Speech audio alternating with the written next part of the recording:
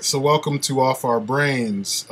As usual, I'm here with my homeboy Agent O, What's up? and Clarion Prime is somewhere in the ether. I don't know what's going on. He'll probably pop in when he gets all his situation straightened out. But yeah, we are going to just talk about a bunch of stuff. There's a bunch of shit that happened over the last couple weeks. We have the issues with Iron Fists. We're going to talk about it since he's not here yet. Yeah, might as well. We're going to talk about Iron Fist. We both did reviews. I did a thoughts video. He did a review. I have a full-on review that will be up probably in the next week or so. There's, we want to talk about the whole issue with Breath of the Wild and Jim Sterling. And somewhat Nintendo's weird, staunch fan base in the first place and how hardcore they tend to be about like anything. Everybody must love what they love. And it just seems to be one of those universal things now, like in gaming. When Nintendo does something, you must bow down. If you don't, then something's wrong with you, And I don't know. I don't like that whole situation. We talk about just other random shit because it is off our brains. That's the way we get down. So you guys know what to expect. So anyway, anything new in your world before we jump into all that? Actually, Nohoon 100 had just asked me if I had seen the Justice League trailer. Oh, yeah. And I saw it, I think, yesterday. Yeah. And I don't know. I mean, it looks good. It does, but it's so a trailer. Does Batman versus Superman. Well, it's a trailer. And it does what it's supposed to do. Exactly. It's got me intrigued. It's got me interested. Exactly. It's meant to get your attention. It's not meant to really tell you exactly what the film is about. I mean, theoretically, that's what it was intended for, but they've taken it to a whole different level where now it's all about the spectacle, and it's not so much about actually informing you as to what you're about to see. So, yeah. I feel you on it. Like, I like what I saw. Aquaman is fucking amazing. Like the fact that they said let's just make him look like an Atlantean warrior, but let him talk like a dude from the surface. I'm like, finally. And the fact that they cast a Polynesian actor, and I think that's gonna play into somewhat the people that are gonna make up Atlantis. I'm hoping so, because that would change the whole dynamic. It wouldn't be so generic. I'm just being straight up. Default. Yeah, where the default race is white guys everywhere, all over the world. When they make up like what 10% of the fucking world's population, it's like 15 or 10% of the world population is Caucasian, and the rest is an other. You know what I mean? So like, how the fuck is it that the default human being in everything is white? Which I don't know. It's frustrating, but I like what I saw, I don't really care because they've already burned me, 3 times in a row? No, 2 times in a row? Batman v Superman and Suicide Squad, because I liked Man of Steel. I don't really have a problem with it. It's like, I don't care anymore. I just don't. Yeah, I mean, if Wonder Woman is crap, I'm pretty much done with DC. Yeah. With their films, I'll stick with the animated stuff. I don't like the whole. I just don't like the way they've been doing things. You know what I mean? Like I don't like. I don't know. It's hard to get in to start that conversation about fucking DC Comics films, man, because they've just been fucking up.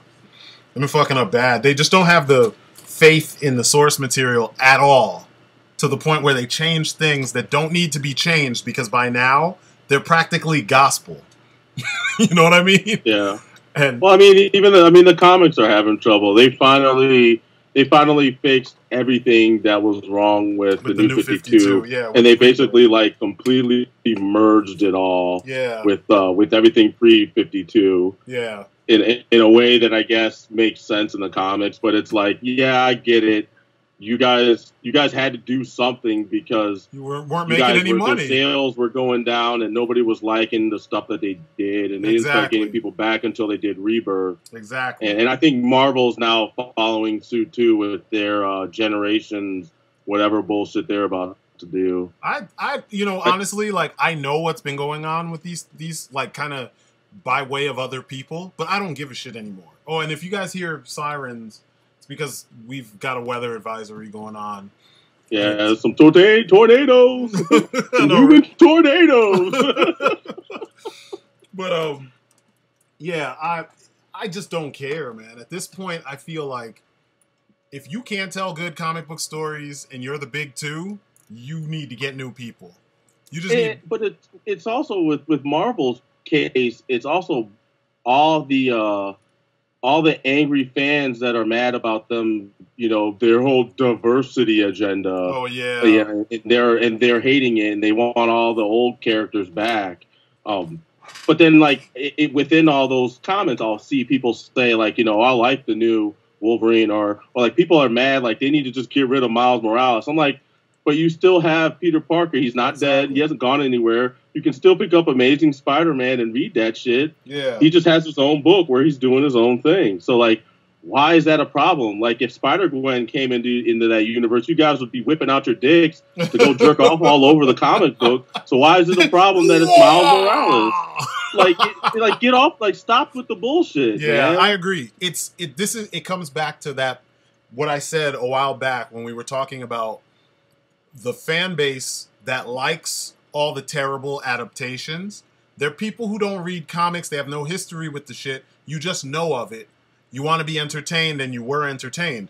Keep your mouth shut when the nerds start talking about shit. Or when the geeks, the people who put in the time, who, like, this was our thing. This was how we passed the time when we were younger, into our adulthood. Some of us have jobs doing this shit. Like, don't get into the conversation because you have nothing to say. You want to be entertained, and I get that. Be entertained. But when we're talking about the inner workings of these things, you can't jump into that conversation because you don't have a leg to stand on. And that's the problem. The folks who say, get rid of Miles Morales. Oh, you just picked up a comic today because you saw, The Amazing Spider-Man 2 for the first time on Stars or some shit. You know what I mean? On cable. So now you think you're an authority, or you just decided to go on Comic Vine for the first time because they made a Netflix show of your favorite the character you like the most by the way he looks. And now you want to sound like you're an authority? Like, no, you didn't earn it. Go sit down somewhere and read the books, then come back and let's have a real conversation. But like 95% of the hate, you're getting it from people who aren't really invested in this shit the way we were. Or racist ass comic book fans. And then you have, on top of that, that's what I was going to say next. On top of that, you got the racist comic book fans who think everything has to be about them. You live in a world where you're outnumbered by everything else. China alone. China is here. China alone fucking outnumbers you guys. So, like, I mean, I get it. You're afraid. You know what I mean? But whatever. This is our fantasy world. This is where we escape to. You can leave that racist shit at the door. You know what I mean? Like, it doesn't make any sense.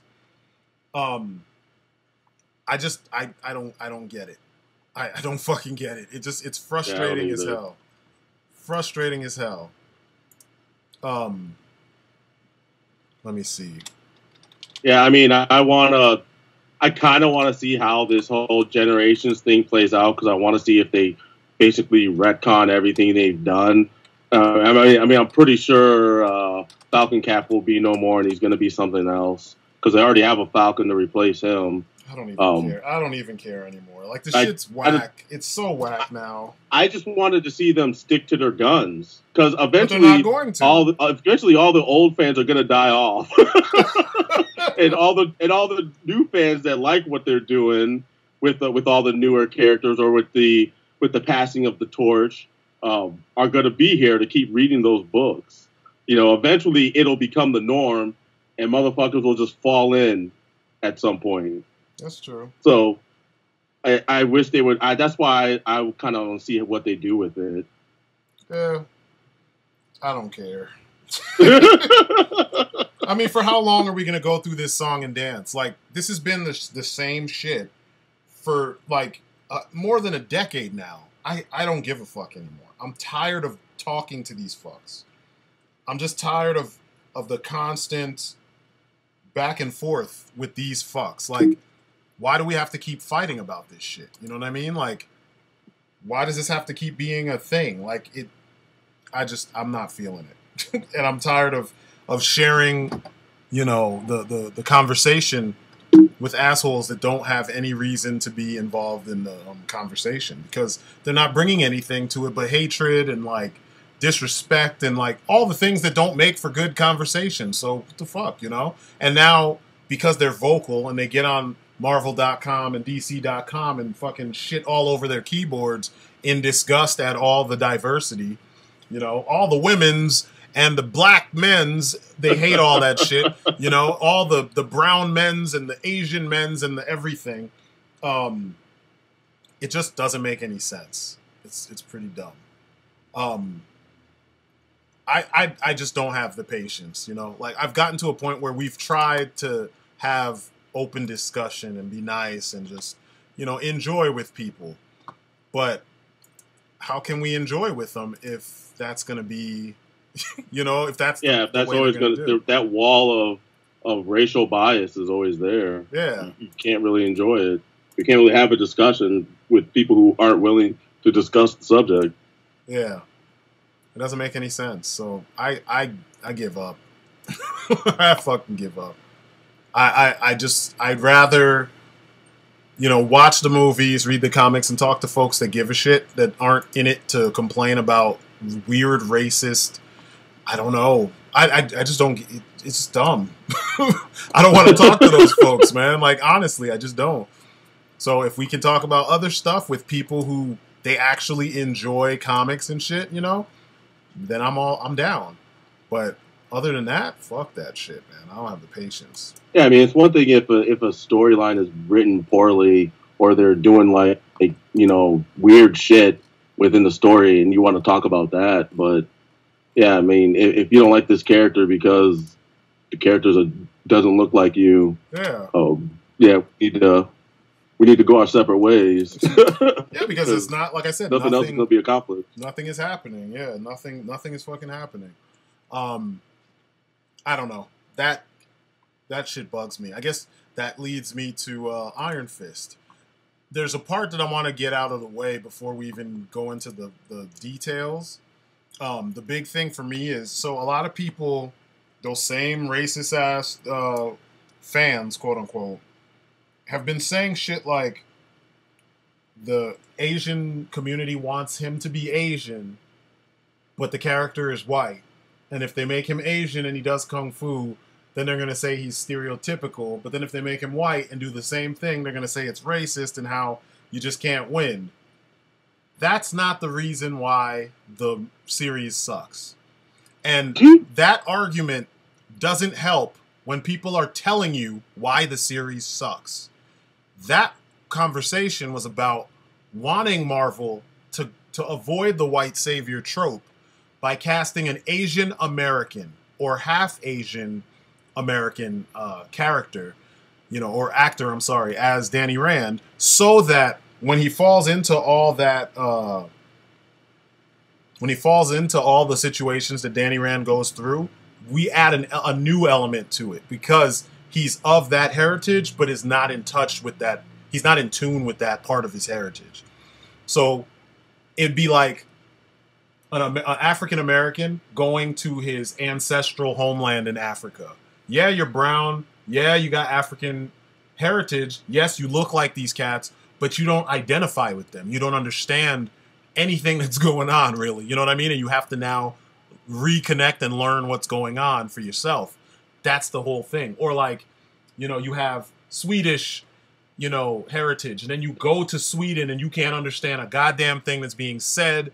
The clothes are weird. The fucking, you know, there's some music you may not be feeling. The architecture's different. The whole thing just feels alien to you. That's the concept. But Marvel didn't do it. Instead, Marvel just said, oh, no, we're just going to, it's cheaper to just hire a guy off of Game of Thrones. So that's what they did. So, you know, I'm annoyed at hearing this conversation. It's frustrating to hear that as the default answer every time someone says the series sucked, and you who was entertained was entertained. I don't see how. Yeah, I don't see how you were entertained.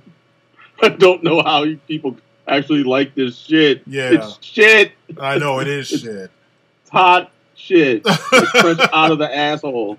Shit. It is. Like, they could have even found ways to subvert a lot of those tropes that come from that origin just by changing a few things. Like, I was mad that they didn't even really touch on Kunlun, either due to budgetary reasons or they were trying to find a lazy way to not go through the mighty whitey trope. Exactly. But they could have just made him struggle and like barely win every time. Like he's qualified for the position, but it's not a breeze. It should never be a breeze for anybody. Or no, what they should have done is in hand-to-hand combat, he smashes everybody, but the guys he's fighting... No, I'm talking about when he's training in Kunlun. Oh, in Kunlun, yeah. For the position of Iron Fist. I agree. But yeah, when he hits the city, it's a wrap for anybody who doesn't have, like, his level of training. Yeah, he was struggling with a lot of people. Like, some of those, when he was in that hand tournament, he was struggling against, like, the first two dudes, they were actually giving him a run for his money. And I was like, I see they should be able to put up a fight. And this is where, like, a good action director would come in, because you can see people put up a fight, but they don't have any, they're not going to win. Like, you can tell they're giving it their all, and dude's blocking and doing his thing. But at the end of the day, they just can't he's going to stop them. Yeah. Because he's that much better than they are. I agree. And it's like they just didn't do that. Some people were telling me, I don't know how true all this shit is, but they were like coming up with the choreography like on set. I'm like, well, they said that none of you guys are Yun Wu Ping to be able to do that. Well, they said that. Listen, they said that they spent so long trying to cast Iron Fist that they ran out of time to properly. And to me, I'm like, just delay the fucking series. Yeah, that's what you do because you want to put out a quality product. Especially if you've been on a roll all the way up to this point, almost all across the board, and somehow they just didn't do it. You know what I mean? Like, to me, that's just it's bogus. So I don't know. It's just weird to me. It's so weird to me. But what's his name? Clarion just showed up. Clarion. So, you there? You there? Sweet Jesus. I know, right? Sweet Christmas. Yeah, we're recording. We figured we'd start. I thought you would have showed up sooner, but I thought I would have showed up sooner. Well, at least it's clear. We haven't been having any issues, knock on wood. We were talking about Iron Fist. I guess we'll stop so that we can talk about other stuff since you haven't seen it yet. So I guess now we could talk about the whole Jim Sterling thing with Breath of the Wild. What do you guys think about that? Like, none of us here are hardcore Nintendo fans. So, like, hearing people bitching about the fact that that game wasn't given a 10 or a 9 by everybody just sounds so stupid to me. Like, it sounds like the dumbest butthurt bullshit, like, loyalty crap that you hear from gamers these days that just doesn't mean shit. Like, why do they have to do that? Like, Nintendo's not going to pay you anything because you told them that they made the greatest game ever. They're still going to charge you an arm and a leg for everything else that they plan to add to that game. They're still going to keep the hard mode cut off from you unless you pre-ordered it, because that was actually something that's part of that game. You can't access the hero mode, I think is what it's called, unless you pre-ordered it. I'm like, really? That's just fucking stupid. And that's precious Nintendo trying to get in on that, get extra money. Wow, in the ghetto. No, it's Nintendo coming after you. Oh, let them come. But yeah, it just seems really dumb to me. Like, everybody's not gonna like the game. Zelda does now. Zelda is doing things that there are at least 10 other games that did it and did it well.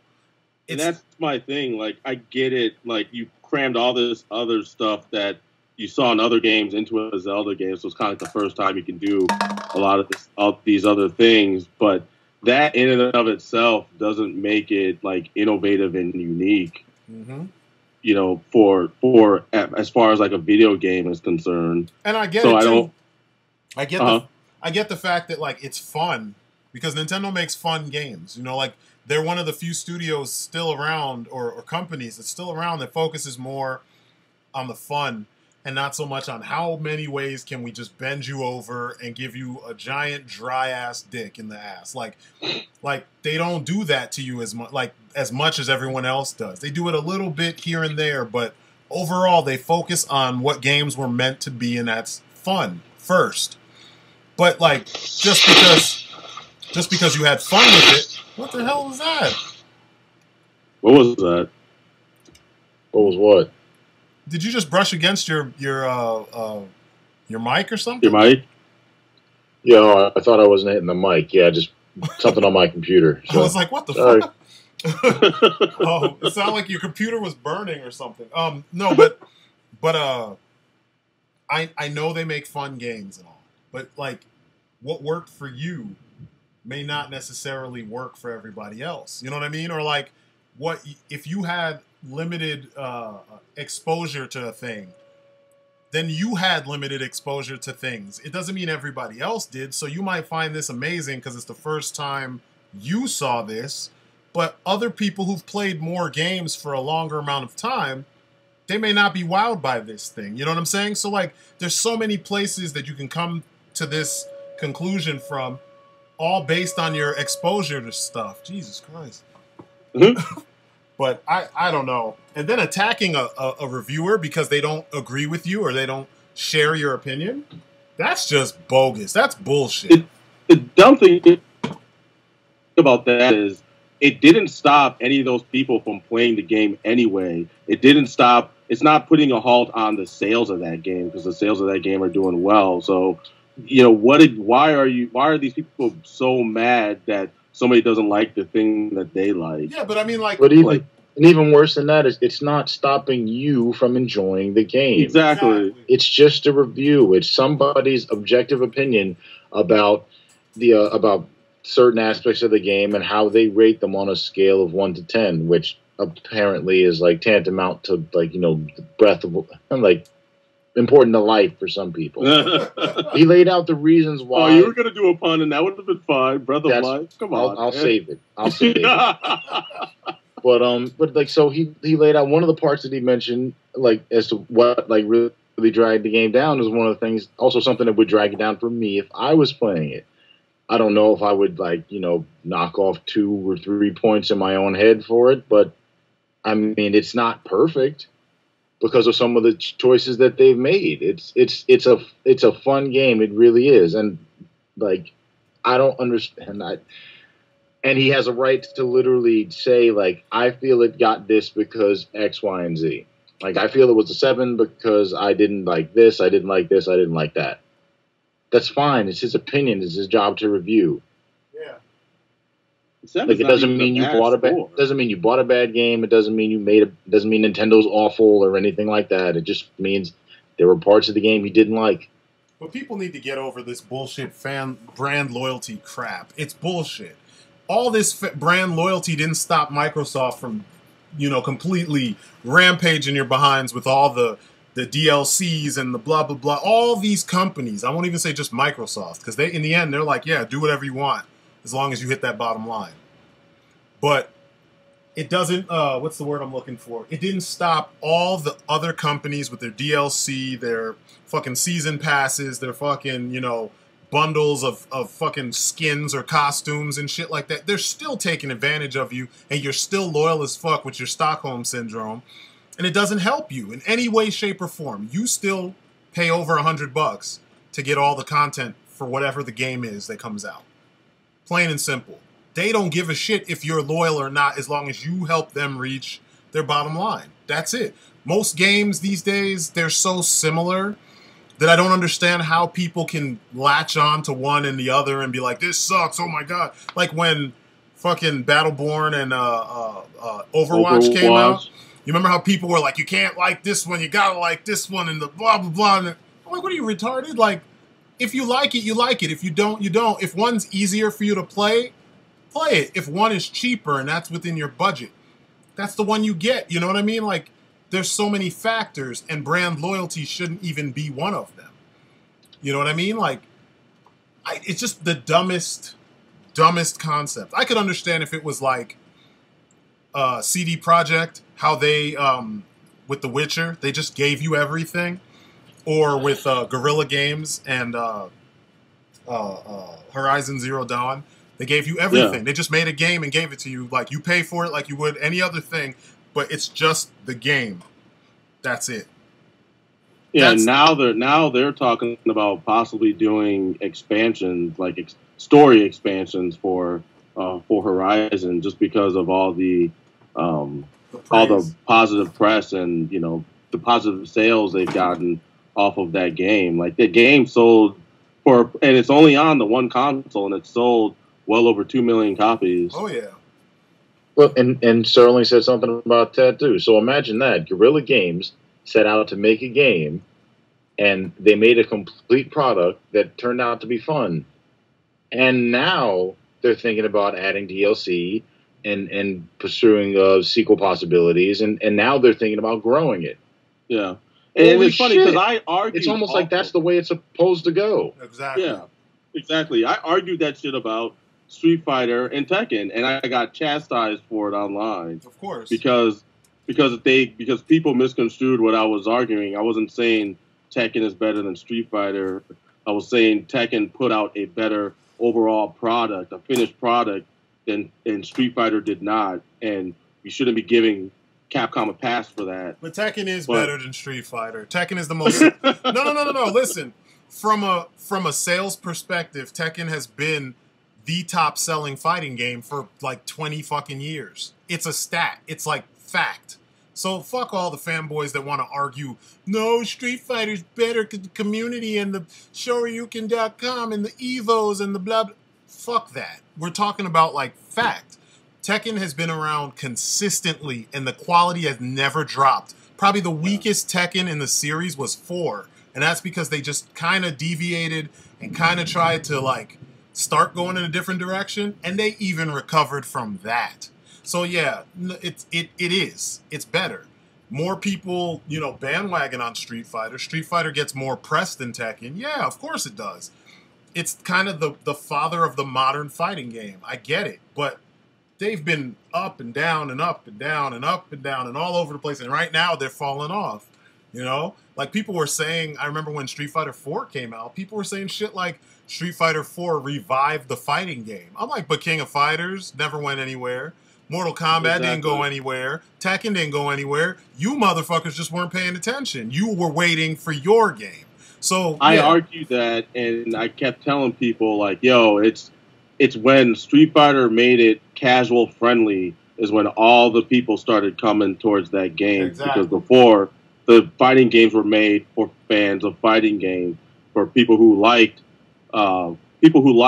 intricate combo systems. Exactly. But Street Fighter 4 changed the landscape with that, and now they're trying to say, oh, it's a resurgence. But how could you say that when they still had Evos? Exactly. When they still had tournaments? It doesn't make... Like, what you're saying, you're contradicting yourself. And I had a dude literally contradict himself in his comment, because he even said himself that he didn't get interested in Street Fighter until Street Fighter 4. So I was like, all right, you just said you're living proof of my point right now. I know. No matter how you try to spin it. Yep. You people are fucking idiots. Like, I can't even believe it. It's just frustrating because you can't... Everything exists... It seems like everything for gamers has existed in their own little bubble. And until something happens that affects their own bubble, it doesn't matter. It doesn't exist. It's inconsequential. You know what I mean? Like, this is the best game ever because it's so hype and because all my friends play it. But yeah, there's still other shit going on outside of that bubble. Fucking Guilty Gear was still going on. They kept making. I don't think they're ever going to stop that shit with Guilty Gear. All the other Arc Systems games. It just doesn't make sense to me. When Street Fighter was not around, they made, and I don't really care for the game, but they made Skullgirls, and that game got popular. Oh, yeah. If the fighting game community was dead, then how was that game embraced to the point where it was being played in tournaments? Exactly. And they were able to fund their Kickstarter, which, a lot of, and nowadays doing that is hard. Yeah. And they were able to expand on the game beyond what they originally set out to do. Exactly. So right then and there, there's more proof. It wasn't like they had a great big media campaign or something like that, where it was like big commercials and ads here and there. It was like, no, it got big, like you said, through the Kickstarter and through word of mouth. So clearly some community out there who was playing fighting games picked up on this game and liked what they saw. Yep. We had the fucking Street Fighter, the HD remix of Super Street Fighter 2 Turbo. Like, it just... The people who say that are youngins that just started.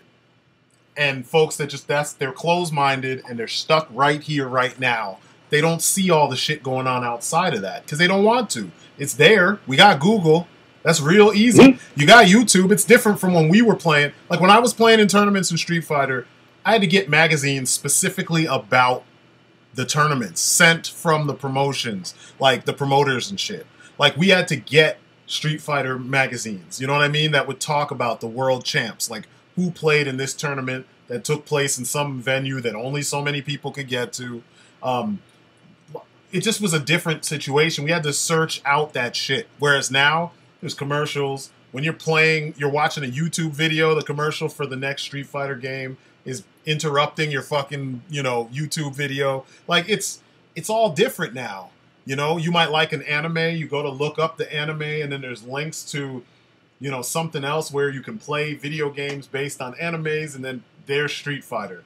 There's this. And you have Google, like, sending you ads based on your search habits. So if you're searching fighting games, they're going to send you whatever the newest fighting game is out. Yeah, it's like, it's too easy for you to be all tunnel vision in your own little world. So when they start trying to talk about everything based on one community, it's like, nah, I don't even want to have the conversation because you clearly don't see outside of your own little bubble. And that's the problem. It's a huge problem when it comes, especially with fighting games. Like, you want fighting games to, people keep saying they want more, like Maximilian. It gets on my nerves sometimes when I hear him talk about fighting games because I'm like, you keep talking about you want more people to play and you want it to grow but you're not acknowledging the fact that it is growing. And it has been growing, and it never stopped growing. It's just that they didn't have mainstream popularity the way they got when Street Fighter 4 came out. Because Street Fighter 5 came out, everybody was like, whatever, who gives a shit? I mean, how many Street Fighters did they give us before they went to 5? Just between Street Fighter 4 and 5, they gave us a shit bunch of Street Fighter games and a shitload, a corny crossover game with Tekken. And it was like, yeah, all right, whatever. If it's going to be like this, then, meh, who cares? And there's still the fans trying to tell you you're stupid. Like, I guarantee you, I'm probably going to get a shitload of hate in the videos, but let them hate. I don't give a shit. I'm speaking the truth because, like I said, I used to be hardcore into fighting games. I still play them. I just don't want to deal with you guys. All you samey ass picking the only the top tier 3 characters. You play just like Justin Wong, or you try your hardest to imitate Justin Wong or whoever the champ might be at the time. You don't do anything for yourself. You all copy. Everybody does the same shit. It's boring. I don't want to deal with you guys. We dealt with that shit years ago. We used to deal with fucks like that in Tekken. Talk all this shit. They turn around and they pick Paul, and all they do is fucking, Phoenix Smash all match. Then they get housed, and they're like, man, you think you all that? You think you good, blah, blah, blah. They talk all this shit, and I'm like, my game spoke for me. I don't need to talk to you about this. Just go back and pick a new character and learn how to play the damn game. That's all that matters, But it's so different now, you know what I mean? Like, that's not how people play fighting games these days. Like, they don't play to find their own character that suits their play style and find their own means to defeat all the other characters. Instead, they got to go by the tier list. Your tier list is just kind of a guide. It doesn't mean that you can't beat the stronger characters with a weaker character. I used to do that shit all the time with Cammy back in the day. Like, I liked playing as Cammy, so I had to learn. If I wanted to win, I had to figure out how to beat other people, even if they had a frame advantage, even if they had safe-ass moves. You know what I mean? Like, I still had to figure it out. These cats today, nope, I'm not going to play as these 17 characters, but I'm only going to play as these 3. You fucking kidding me? Yeah, I actually, lately, because Ryu isn't that great right now in the current rankings, in the current tier rankings, and Daigo is actually sticking with Ryu because obviously that's his favorite character. Of course. It's actually cool that he's doing that because most people won't do that. Well, yeah, like a lot of people are like, why is he still picking Ryu? Exactly. When there's other characters better, but he's still gonna stick with him and try to win and figure out how to win and use whatever the character has to the best of his advantage. And that's the point. I mean, that's the point of, if you were a martial artist, what are you going to do? Get cybernetic legs and arms to match up with all the rest of the competition? Or are you going to fucking learn how to get better so you can fight the rest of the competition and win? All this... It's if you're studying, like Taekwondo for a while, and then you get your ass kicked by a karate guy, then you just say, fuck Taekwondo, and learn karate. Just move on to the new thing. That's how they do. That's how they do. If you even have that option, that's how they do. But that's not the way it works. That's not the way the path works. But we could go into that shit a whole nother day. I don't even want to get all philosophical on this subject, but I don't know. The gaming things, some of the way gaming is going these days pisses me off to no end. I just feel like it's hard for me to enjoy the games. Like, why do they keep on doing the reboot thing with games that aren't really that old? Or a game that's got a very defined style and personality or whatever? Why do they reboot it and call it the first thing in the series, but then it doesn't even resemble gameplay-wise the series that it's named after, they've got to stop doing that shit. I was about to jump in on that point because I was just thinking about this a while back. You mentioned reboots. I in my head remasters. I'm like, it's still kind of confusing to me that they said at least Sony a while back had at least with this generation totally had abandoned backwards compatibility. Yeah. But if I went on PSN, I could play on my PS4 games from the PlayStation 1. Yeah. Yeah. So what's the issue? Yeah. Why can't I just take a disc and put a PS1 disc in my PS4 and play that game? But if I want to pay to download the game again from the network, I can do that.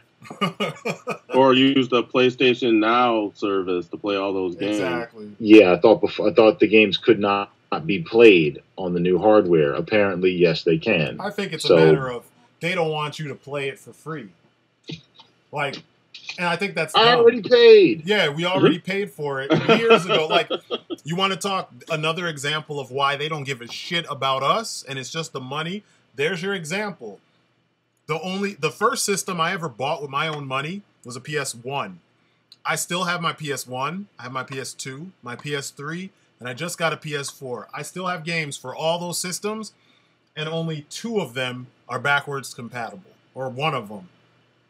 Yeah, because the PS3 was backwards compatible, the 60 gig, and then they gave us that shitty update that killed the backwards compatibility. But your PS2 is still backwards compatible with your PS1 shit. Why is that? You'd think by now, part of the reason why I bought those systems is because I knew I could still play my PS1 games on the PS2. Because there's a couple fucking amazing PS1 games that are worth playing, you know what I mean, on your PS2. Jumping Flash. Yeah, Jumping Flash, fucking Twisted Metal 2. Come on, man. Those are some quality fucking games. And then with my PS3, I was like, I want to play all those awesome action-adventure co-op, couch co-op action games on my PS3. All my fighting games, I want to be able to play them on my PS3. And I learned that it was going to be a done deal that they canceled that while I'm playing SNK versus Capcom 2. I'm like, are you fucking kidding me? They just cut that shit out. I was against the updates because I'm like, why the fuck do I have to keep updating my system when all I want to do is play these specific games? I have these handful of games that I want to play, and a lot of these updates, they really don't have anything to do with what I'm doing. And I guess they did because of the backwards compatibility. But I don't know. It's just dumb, man. They don't care about us. If they gave a shit, then they would listen. And the backwards compatibility, that would be one of the first things they would let us do. I mean, Xbox, they did it with theirs, where they gave us a list. And they said, on this list, these are all the things you can play now. We're working on adding everything. And yeah, and they've steady been adding games like through the whole life of the Xbox One. And I'm like, that's cool. Like you said, that they've maintained that commitment, but not so much from Sony. Yeah, it's weird. I wish Sony would sell whatever the emulator, whatever it is they develop that is PS Now, and to sell that for if they have to make a buck in order for us to have backwards compatibility on the system. Exactly. If you put out a device that was 200, maybe 250, maybe, that played PlayStation 1, 2, and 3 games, I'd buy it. I'd buy it. Yeah, because I mean, you have what is it? Not the Retreon, but there's another system. It's either about to come out or it's just came out, and that thing plays everything, and I mean everything from Nintendo to N64, Super NES, GameCube, like all the systems up until like now. Like it plays all of that shit, and it has controller ports for that shit. I don't even get how this even works, but somebody figured this shit out because it's available, or it's about to be available soon. Like sorcery, that's how it works. I know, techno sorcery, magic. It's magic. Yeah, I don't know, man. I don't know, and it's just weird because these days it seems like as time goes on, people get more and more hardcore about their systems, but you're getting less and less, and you're paying more and more money. Like the systems. They finally made the systems in a doable price range that's not breaking the bank, you know? But then the price per game, I mean, like 3 games, you could buy 3 games with their season, you pre-order them, season pass, and whatever DLC they may have, and you've already paid for your system. You know what I mean? Like probably a little bit more than what the system cost, you know? Because you pay $60 for your game, you pay 30-something plus tax for your season pass, sometimes $40.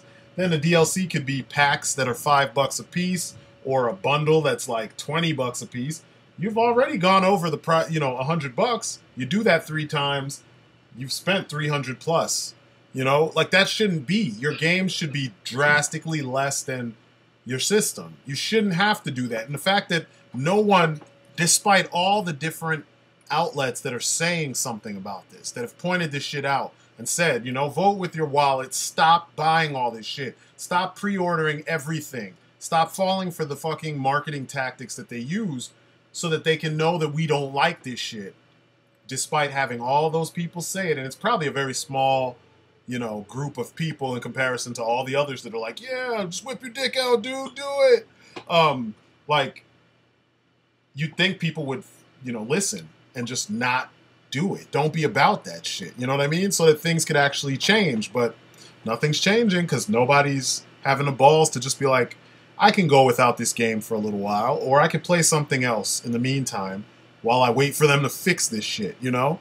Or I could not pre-order the game in the first place. Yeah. But stop with all that bullshit. Fucking but I want to get the figure and the cloth map and the I know, and the steel book. And the art book, the soundtrack, Oh, fuck. This shit bothers me. It's just not cool. Like, all the different versions of Tekken, but you can't get a version in the US that has everything. I think the European version is the one that their special edition has everything. I'm like, what is the deal with this? Like Tekken, I get it. It should have a special edition. But why is there like a basic, a deluxe, and a special edition? Why can't it just be a special edition and a basic? You know what I mean? Like, why can't it just be a basic? Why do we have to even go in that direction? You know, if you're playing Tekken 7, you probably, more than likely, you've played the other Tekkens. You might even own them.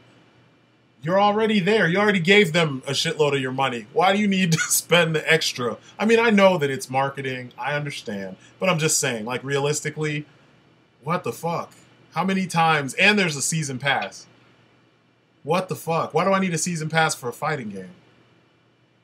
Yeah, I know. What exactly are they going to do or give you with a season pass? Like, season pass is basically for significant game content, like extra levels, extra weapons, extra. I mean, unless you think extra characters is worth it, but I don't know. I guess they do extra characters in fighting games that you have to pay for. No, they give you. But that's the crappy thing. They didn't, like the last Tekken, they didn't make you pay for any of those extra characters they gave you. That just came as free DLC. Yeah. What? Yeah. That's insane. I know, right? Free? What's that? Free. I fucking hate Namco for that because I swear Harada wouldn't. I mean, he was adamant about it with the last game. I think this new game, I don't think he had a choice. It's just fucked up. But then it's fucked up. Then we're apparently not that far away from wherever Neo Geo was, with SNK was with Neo Geo a little while ago, or a little while ago, hell, 10 or 20 years ago. Yeah. Where, like, they were freaking flat out, straight up selling games, arcade perfect, just about, for $200. Yeah. Base. Yeah. Like, you had to fork over $200 to walk out with a game. Yeah. Like you said, you crunch the numbers, you're almost there with first run AAA titles now. It's whack. Hell, there was that dude that did that video back in the day with Street Fighter 4. He had paid about $180 total with all the DLCs and the versions that they kept putting in. There was even a dude even in this in the video I made.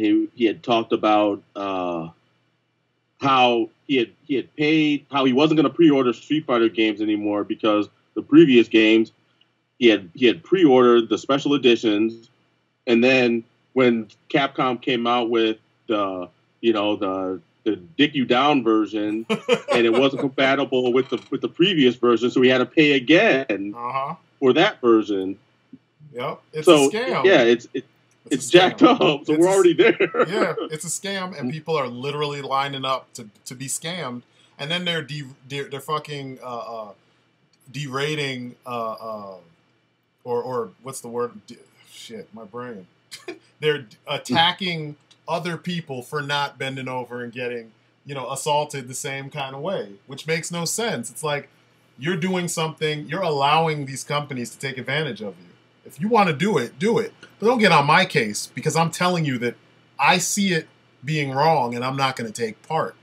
You know what I mean? Like that's not cool, But I don't know. Because that's a messed up part too. When some of the games that, like you said, say like a game will be released, and then 6 months later they'll release like a specialer version of it. Obviously, because there was a special edition available at launch that comes with like content, but like it's either not available to you or like you said, you got to pay. Like man, like I paid $60 for this thing like day one. Like, can I get something for that money I put in? Exactly. No. you don't deserve all right. it. Yeah, we don't deserve it.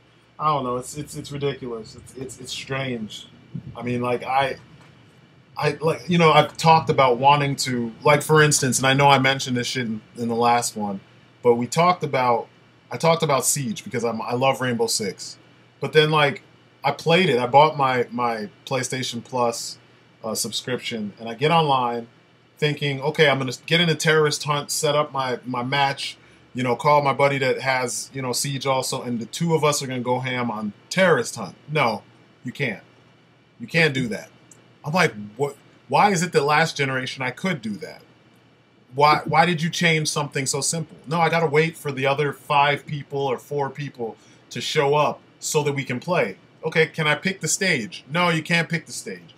The computer's going to pick the stage for you. The fuck? Didn't I buy the game? Don't I own it? Why can't I have control over that?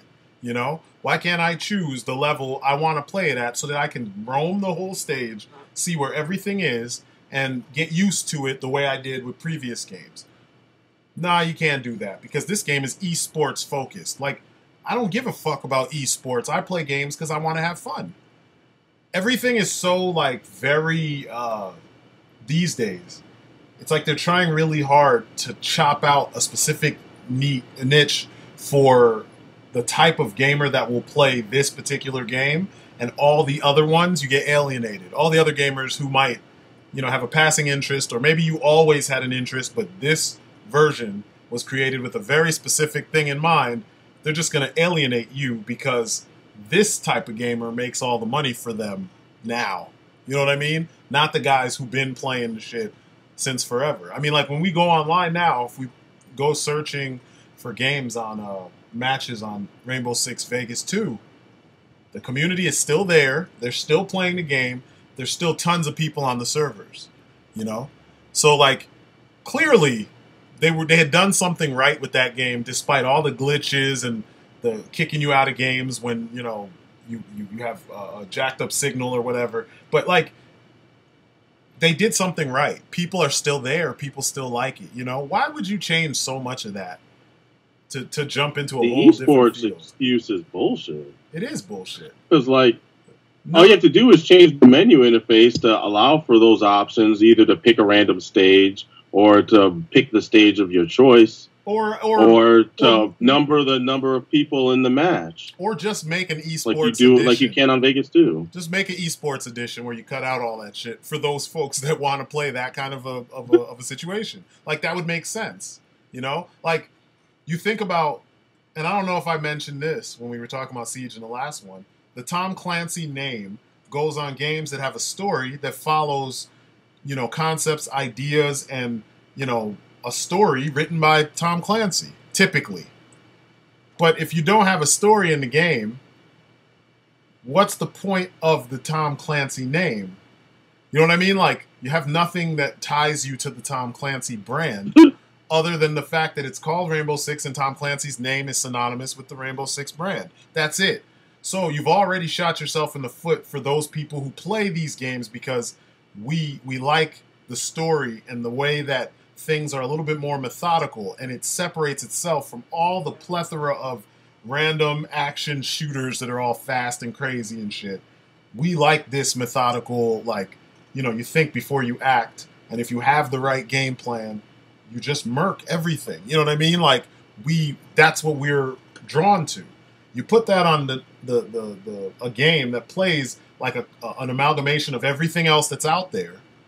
How the fuck are you actually representing the brand properly? And there's people who argue the point and say, you know, no, it's not what you remember as Rainbow Six, but then that means it's not Rainbow Six, right? Like that, it's like Tomb Raider. Tomb Raider had a strong ass female character main character flips around, does all kinds of cool shit. She was adept in everything that we did, except like, I guess walking. She walked kind of. You had to like line yourself up with everything. But I mean, overall, you know, you fought fucking dinosaurs. You know what I mean?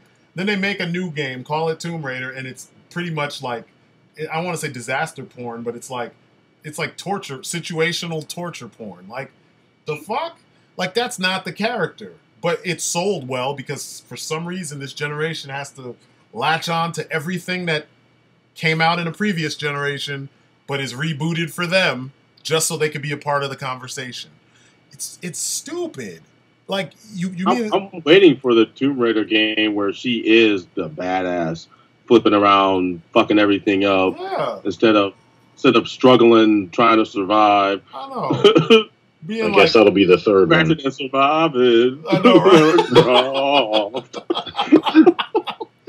It's just weird, man. It's like I'm tired of hearing the names of shit that I grew up with in a new context, but it doesn't really match the thing that it's supposed to be, you know? Like, I don't get it. I don't get why. I mean, I guess from a marketing standpoint, I've already explained what it is. It sells to a new generation that wants to fit in with all this previous geek shit, you know? But at the same time, why can't you just update the shit that we had before? If you're going to do it, update it. You know, like how Doom was an update to what we got back in the day. Do that with everything else that you choose to use that name, you know? Like, stop giving us like a new version of the old thing, and the new version is not as good because you don't understand the old thing enough to make it work. Does that make sense? Well, video games have been following the examples of movies for a while, and that kind of illustrates it too. Exactly. Because movies have been rebooting stuff for a while and missing the soul or the brain of what happened in the original. Yeah. In the new one, and that's literally what happens in a lot of games we play now. I said it's in name only. Yeah. I said Doom is a perfect example of a breaking of, I'm not going to say a breaking of that curse, but I guess a bucking of that trend. Yeah. Where it's like here again, they got the feel right. It's a freaking brutal, visceral game where like it's you by yourself. It's like, is there a story? Sure. You don't have to listen to it to beat the game, but it's there. It's there if you need that. Yep. It's like just like it was in Doom, like in the original Doom. But you know, like so in that one again, like they got the tone right, and they modernized it in like just the right way. Yep.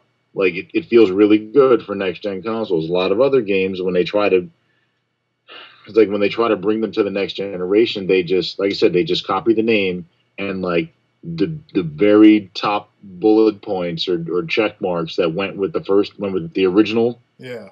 And then they just make some modern, homogenized gaming souffle casserole. It's like hoping to appeal to as many people as possible. Yeah, it fucking doesn't make sense, man. I mean, like, I was excited for Ghost Recon Wildlands, but we play Ghost Recon Future Soldier still, like, all the time. And when I saw the game, I'm like, this looks awesome. But then I thought about it. I'm like, this really isn't Ghost Recon, though, because, like, a lot of what we would do, becoming invisible, you know, with the cloaking and shit, the fucking magnetics and the over the shoulder third person to first person view, all that shit's gone. I mean, I guess you can shoot from first person, but like the feel of the game feels more like Grand Theft Auto or something than Ghost Recon, and it's because they want to cash in on that Grand Theft Auto money, and it's like, that then make a new game that's based on the Grand Theft Auto engine and leave Ghost Recon the way it is. You know what I mean? Like, Ghost Recon has evolved, and it got to a point where I think Future Soldier was the best in the series as far as letting you fill the shoes of, you know, the ghosts. You felt like you were one of the guys. You know what I mean? Like, you didn't feel like you didn't have control like in the previous ones. The previous ones were kind of sluggish, and you really had to, like, work with the control. The control didn't work with you. You know what I mean? Like, it was difficult. It was difficult for you to do anything. Just moving was difficult. Yeah, Advanced Warfighter was it was a cool idea, but it was definitely a bit of a struggle. Yeah, I remember it was like you had to. It was like playing chess with a guy with your chess pieces have machine guns. Like, you had to, like, you know, somehow scope out the field, and then, like, kind of what we do when you run from cover to cover. That was your basic moving system. You know, like, it just didn't feel right. Now you got freedom. You know, your characters pretty much perform like badasses. You've integrated the cinematics with the actual gameplay. You had a story or several vignettes that kind of make up your story that work. You know, it wasn't the deepest story, but it worked for the sake of having variety in your missions and shit. But now you cut all that shit out to give us a Grand Theft Auto with guns, like lots of guns, a hoorah version of Grand Theft Auto. And well, our mutual friend has the game, and I saw him play it a little bit recently, and it does in a way. It's definitely a more urban, a more grounded type of fighting, but I mean, there's still like there's like funny, fantastic elements in it. Is like you can use your drone to scout territory. I'm sure you've seen that in like the videos they have and find out where the bad guys are. Yeah. But like you can mark and set up those sync shots like we could do in Future Soldier. Yeah. But apparently, like, your guys also have that Sam Fisher's Splinter Cell conviction ability to kind of hit people no matter where they are. I've seen that, yeah. It's like there are times when they break line of sight, but I really don't know how and when that happens. Yeah. Because I know where we are when I go and mark people. Yep. And somehow they're able to hit people from really, really interesting angles. Yeah. And take them out. It's like, I know you're all behind me. I don't know how you got a shot on a guy who I can't even see right now. Exactly. Like, literally, if I went the first person, I couldn't even see the guy. I don't know how you killed him, but thanks. It's just like... But again, all that serves the gameplay, and it's like, you're right, it feels different. It feels like... Speaking of Grand Theft Auto, there was one mission where you literally had to steal a dude's car. Wow. I figured that was one of your side objectives. Like, you go and you attack this fortification or somewhere, so you kill. There's also very much a lot of that too. You go and you kill everybody in a spot, and you get some intel, and you leave. Rinse, repeat. There's a lot of that. Yeah. But one of the extra objectives, if you complete it well enough, is that you go and you steal the guy's car and you have to drive it out. So literally, there's Grand Theft Auto in the game. Yeah. Yeah, I figured. And don't get me wrong, I'm not saying it couldn't be fun, you know? But what I'm saying is that, like, Ghost Recon has been a certain kind of way. It's a certain type of game. And then all of a sudden you make a completely different game and then you put Ghost Recon's name on it. It's not like Ace Combat where you're still in a plane. It's just it got faster and they added more modes, you know what I mean? Of more zones to fight from. Instead, you literally changed the whole, like, there was like 2 missions, I think, in Future Soldier where you got in a car for a portion of the mission and you're shooting from the vehicle, you know? Everything else was, you know, you're on foot, sneaking through places, sync shots, you know, trying to get past, you know, different waves of people in different kinds of ways, get the HVT, get out of there, you know what I mean? Try to get back to the extraction point. Like, it was real. It felt like what the real missions are actually like. You know what I mean? Like, you have a very specific situation or a very specific objective, and this is what you're going in there for. All the other shit that you could do if you, like, wandering off the beaten path, that's not an option because that's not within the parameters of your mission. Whereas here, they're like, oh yeah, do whatever you want. Just get the mission done. So yeah, if you feel like driving off the beaten path and wandering around on your dirt bike while the rest of your team is actually in the thick of shit, you could probably do it. But that's not the way that it shouldn't, I don't know, it doesn't help your character, the narrative of the you know, of the game. It doesn't help who you're supposed to be as a team to be able to do that kind of shit. Grand Theft Auto, fuck, you're just if you join up with someone when you're playing online, you just join up with some random fuck. It doesn't matter. You know, when you're playing Saints Row, you're one of the Saints. You're all scumbags. So if you all do fucked up shit, you know, and you don't work together, fuck, you're kind of the bad guy anyway. It doesn't matter. I mean, you're less of a bad guy than you are in Grand Theft Auto, but you're still not necessarily the good guy. So if you decide you don't want to help your friend or your partner or whatever, it kind of plays to the character that you're playing. You know what I'm saying? Like, that's kind of the way the game works.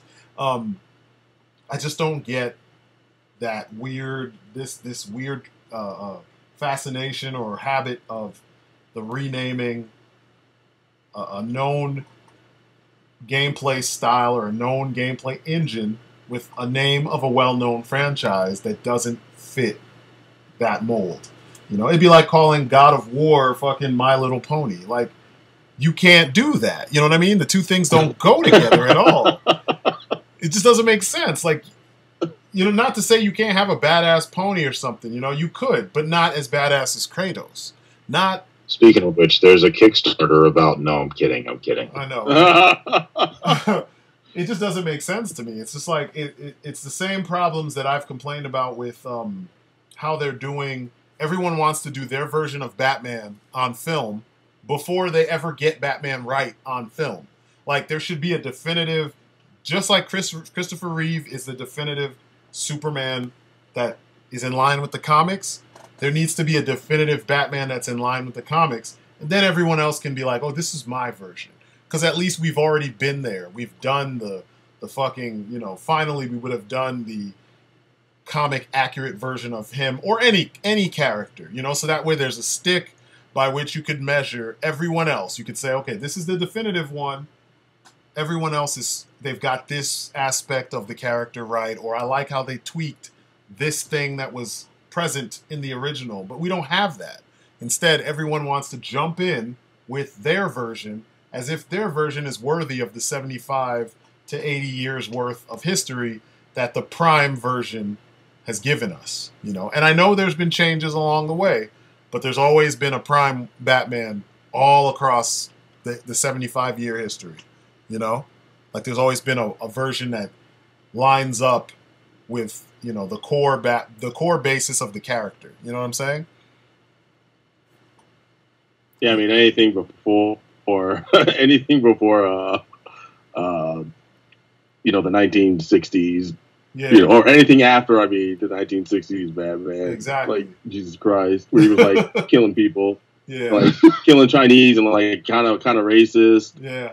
And all that shit. Superman was like that, too, you know? But, like, there was a point where it was like, this is how Superman is. This is how Batman is supposed to be. And it was palatable for everybody. And they're like, okay, so they're always in line with this kind of, you know, characterization. That's what we need in games, you know, like Nintendo. We were talking about Zelda. Why is it Zelda keeps on? Why is it every couple years they just do some weird thing and put Link in it, and then it's the style, and they say, "Oh, it's still Zelda, but that's not Link." But then what the fuck am I playing then? Like, why is it not Link? Like, or it looks just like Link, but you know, no, it's not Link. Or there's 5 of them. They all look just like Link, but they're all different kids. They're just dressed like Link. What? Where did all this shit come from? It was such a lame attempt to tell the same story all the different times that they've done the game. It doesn't really work about it. Yeah. You know, like they never ask you, like, is this a different Zelda that you're saving? Yeah. Because she's always in danger. It's just weird, and they don't question that shit. It's Nintendo, so it's gospel. Don't say anything bad. You know, it's like, get out of here. I play games because I enjoy being in that world, because I can escape from this one. That's the point. When you give me a franchise and I finally become, you know, like I cotton on to that franchise and I like what's in it, I like the gameplay, everything, you can't pull me out of it by just throwing some random shit in there and still putting the old, you know, the title on there. Like, when I played Uncharted 4, where I've been playing it, it still plays exactly like the other 3 games. They just added things to it. So I jumped in and I already knew how to play. I didn't have to remember how this worked, or I didn't have to adjust to new button commands and shit. No, it plays just like the other 3 Uncharted games. Because there's no reason for you to change that shit. Back to Siege. Completely different layout for the way, and you can't change it. I think on the computer you can, but on the PlayStation 4, you have specific options, and none of them are the original.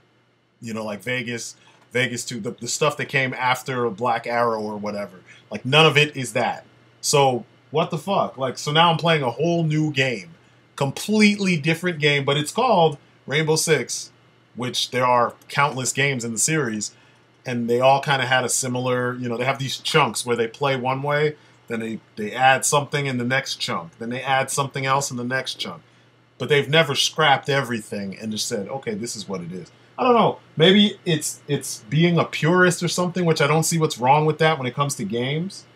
Because that's how you figure out what's good and what's bad. You find the thing that works. You remember back in the day, engines, like, if a game had an awesome driving engine, then and another game wanted to have driving segments, then they would base their engine off of that game that did it perfectly. You know what I mean? And, like, you would have games that had, like, a little bit of all the good quality games in their game.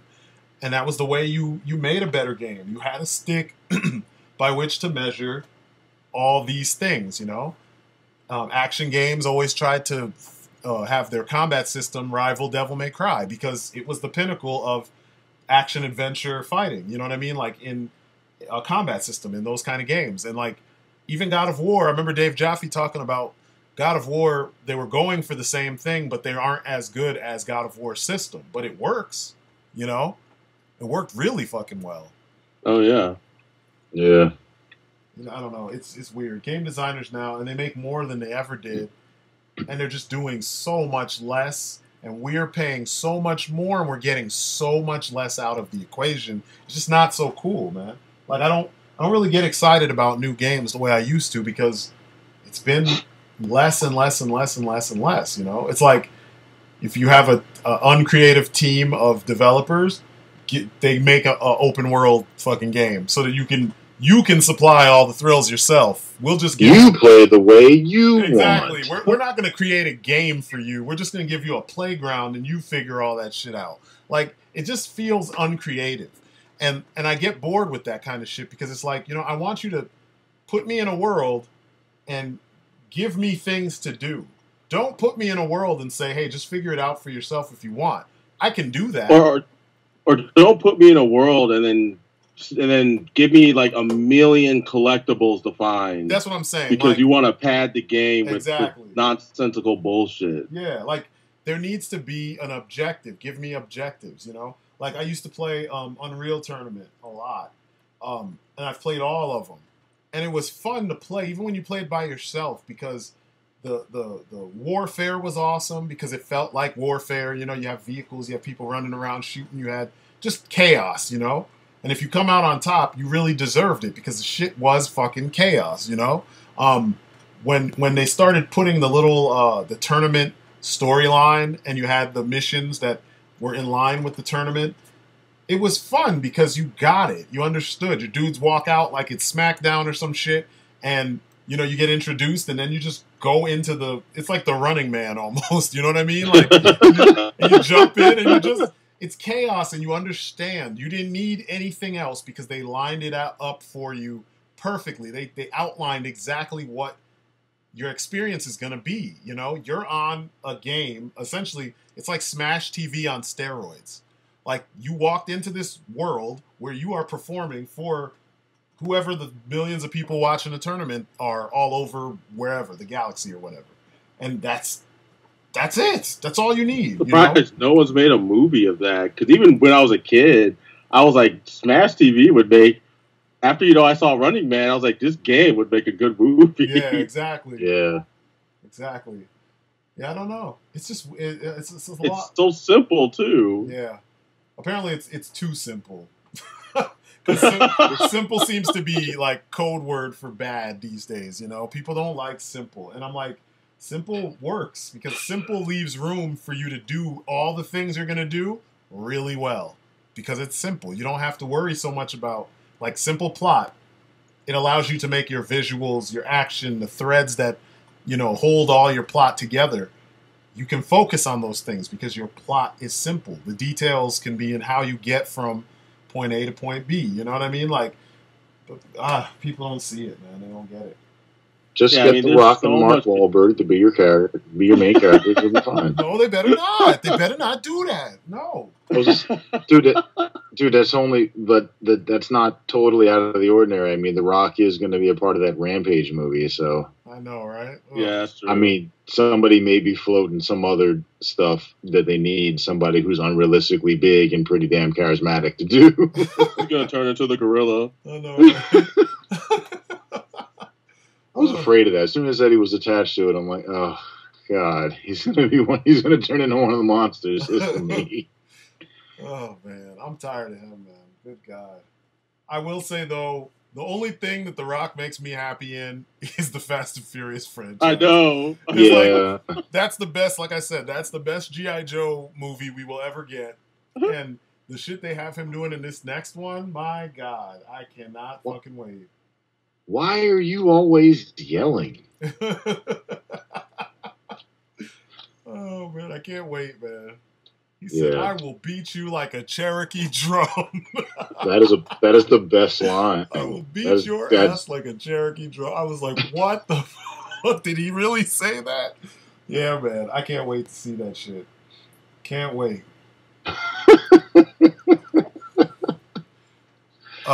Telling you, man, Fast and Furious 10 is going to be in space. It's going to be racing rockets and shit up there. So somebody's going to drift the shuttle? I know, right? Yeah. They're going to be drifting around the planets and shit. Like, in their orbit. Or they're going to land and be racing rovers on the surface of the planet. That's what I was about to say. They're going to drift up in their moon rovers or whatever. Yeah. Moon rovers. They have those two guys from Brazil there, and they got moon rovers with like rims and shit. Yeah. Oh my god, man. Yeah, I don't know. I some of this stuff, man. It's like it's weird because when we start talking, it's like there's a glimmer of hope, but then as we continue to talk, it's like God, this shit, man. It's just going. Everything just seems to be so like commercial to the point where a lot of the fun is gone. You know, when we talk about movies, at least there's enough movies out there for us to find the ones that work for us, you know?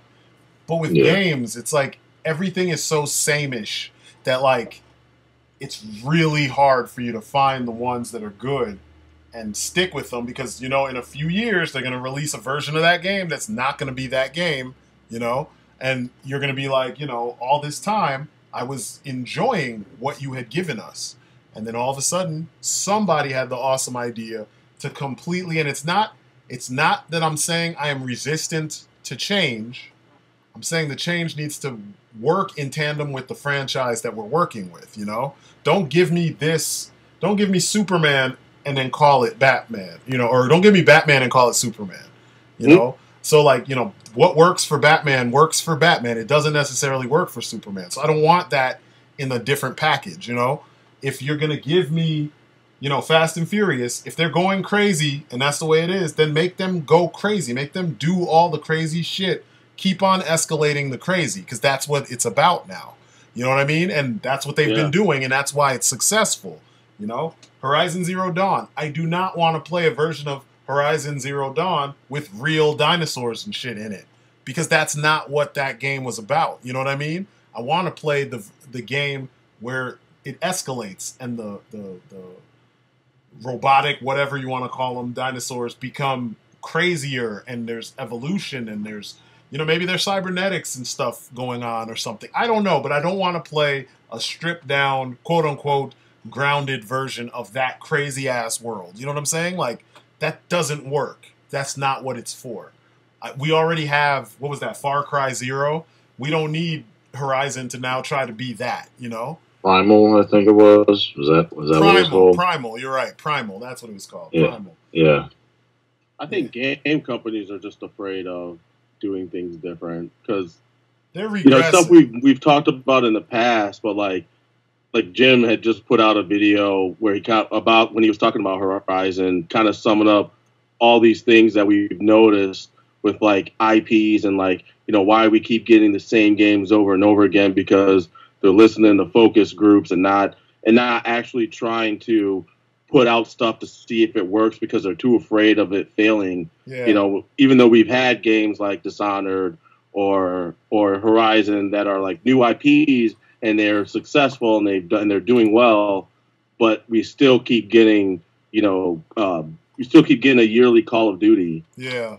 Because if you ask young kids like what their favorite game is or what they like the most in games, they're going to just talk about the game they like the most. But I'm pretty sure those kids don't just have a wall of Call of Duties and like that's it. I'm pretty sure there's some other things sprinkled in, and it might not even be other shooters. Who knows? It's probably true. It's like, again, like they're obsessed with trying to make all the money. Yeah. It's like not just some money. Some money isn't good enough. And doing it in the safest way possible. Yeah. I'm like, it's because it's almost like if because when you brought up the point about using old properties to basically like almost beta test new ideas.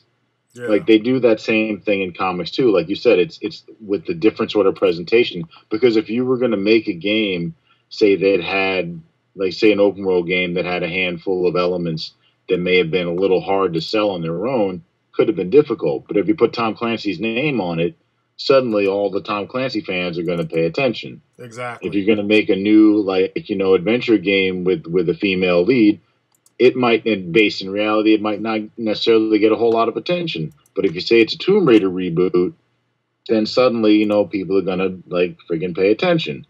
It's again, that goes to the marketing area of it too, where it's instead of trying to push a new IP with new mechanics, we'll just use an existing IP and just plug in new mechanics and see how well that goes. Yeah. Like Ubisoft has been doing that for a while, man. It's like I'm surprised we haven't got a full-on freaking pirate game from them, because they put boats in like 2 of their last 3 games they've done. Yeah. This is so true. It's all on how they're like kind of putting those ideas out there to see how well people respond to playing a game that features these things. Yeah. And like you said, unfortunately, well, it still is a game in this series for whatever it is, whether no matter how well it fits into that series or not. Yeah. Yep. Ugh. So what I missed in the Iron Fist discussion anyway? You guys liked it? That's great. Yeah, right. Yeah, right. I know. No, we did not. That's also kind of why I was kind of glad that I missed it, because, like I said, I'm sorry, you YouTubers, that's what you call yourselves. No, I have not seen Iron Fist yet. There will come a time, but that time has not yet come. You need to watch it soon. Watch parts of it sooner than later, so that way, yeah, we can talk about it. Go see Power Rangers while you're at it too, so we can talk about that as well. Because I was actually pretty interested in that before. First reaction was probably not super great, but like by the time like I'd seen the last like trailer, I'm like, this actually looks really good. It was pretty surprisingly good. I was surprised that they did a lot of the things they did. The directing was solid. The acting was fucking solid. I was like, are you kidding me? The writing was actually good. Yeah. The only gripe I have with it is just the way that, because it was an origin story, they did that trope they always do where, like, you don't actually get to see the title of the movie until, like, more than halfway through the movie. Like, I hate that. Like, it wasn't that bad, but yeah, I know what you mean. It was the final third of the movie. The final third of the movie, they actually are in their costumes. Whereas for the first, you know, the first third, the second third, it's just them. You get one morph before one person morphs before the rest of them, and then they don't morph until, like I said, the last the fucking. You know, denouement, the climax and the denouement of the film, that's all morphin' time. But everything before that, it's them out of their costumes. And it's good. Don't get me wrong, because you're learning who all these characters are, and like they're not assholes. Like I kept hearing, like fucking Movie Bob was like, the Red Ranger's an asshole. I'm like, you guys need to chill with this problem with authority for the sake of having a problem with the authority. Like. He's the leader. That's it. He's not a bad person because he's the leader. That's Bryan Singer's problem. And he wasn't shitty to any of the other teammates. No, he actually was not he was a stand-up guy, because typically the jocks don't stand up for the nerds or the geeks or the whatever unpopular people. And you immediately meet him standing up. I won't say immediately, but shortly after you meet him and he does his stupid thing that gets him in trouble, the next thing he does is stand up for a kid that is kind of an outcast. So you get what kind of character he is. He likes to play football, but he's not the stereotypical football geek. You know what I mean? I mean, football jock. Like the meathead jock. Exactly. Yeah. So, like, when people are saying he's an asshole, I'm like, what fucking movie were you watching all this time? You know what I mean? It's just like with Cyclops. Oh, the leader's an asshole because he doesn't want some hairy-ass motherfucker to hump his wife? You realize, like, that's the fucking conflict. Everybody hates Cyclops because he stands up for himself in the face of a fucking hillbilly with 6 claws that wants to fuck his wife. Like, that doesn't make any sense that anybody in their right mind would be against the guy standing up for his fucking wife. Like, what? What universe are we in where that's cool? You know what I mean? Because God forbid that happen to anybody in the audience that's married and has adopted that stance. Well, you know it'd be on. It's okay because it's Wolverine, and Wolverine is every white guy's male power fantasy. Yeah, it's fucking retarded. That's why it's okay for him to hump whoever he wants to hump, because they want to hump whoever they want to hump. Yeah, but it's still it's bogus. He is the id made flesh. It's bogus. It's bogus. But in this, they really did a good job of not playing it that way. You know what I mean? Like, Like Jason felt like a regular dude, man, and I don't understand the hate, you know, for the sake of hating. But like I said, the only gripe I have is how long it took for you to finally see the fucking, you know, the Rangers as Rangers. You know, you didn't really get that for a long time. But once you got it, it was. But I mean, when they did, though, I was like, all right, I'm cool with this. I'm liking what I'm seeing. Yeah. It was good. It was good. I'm not dissing what they finally did. You know. Yeah. What I don't get is why I never fully understood why Jason was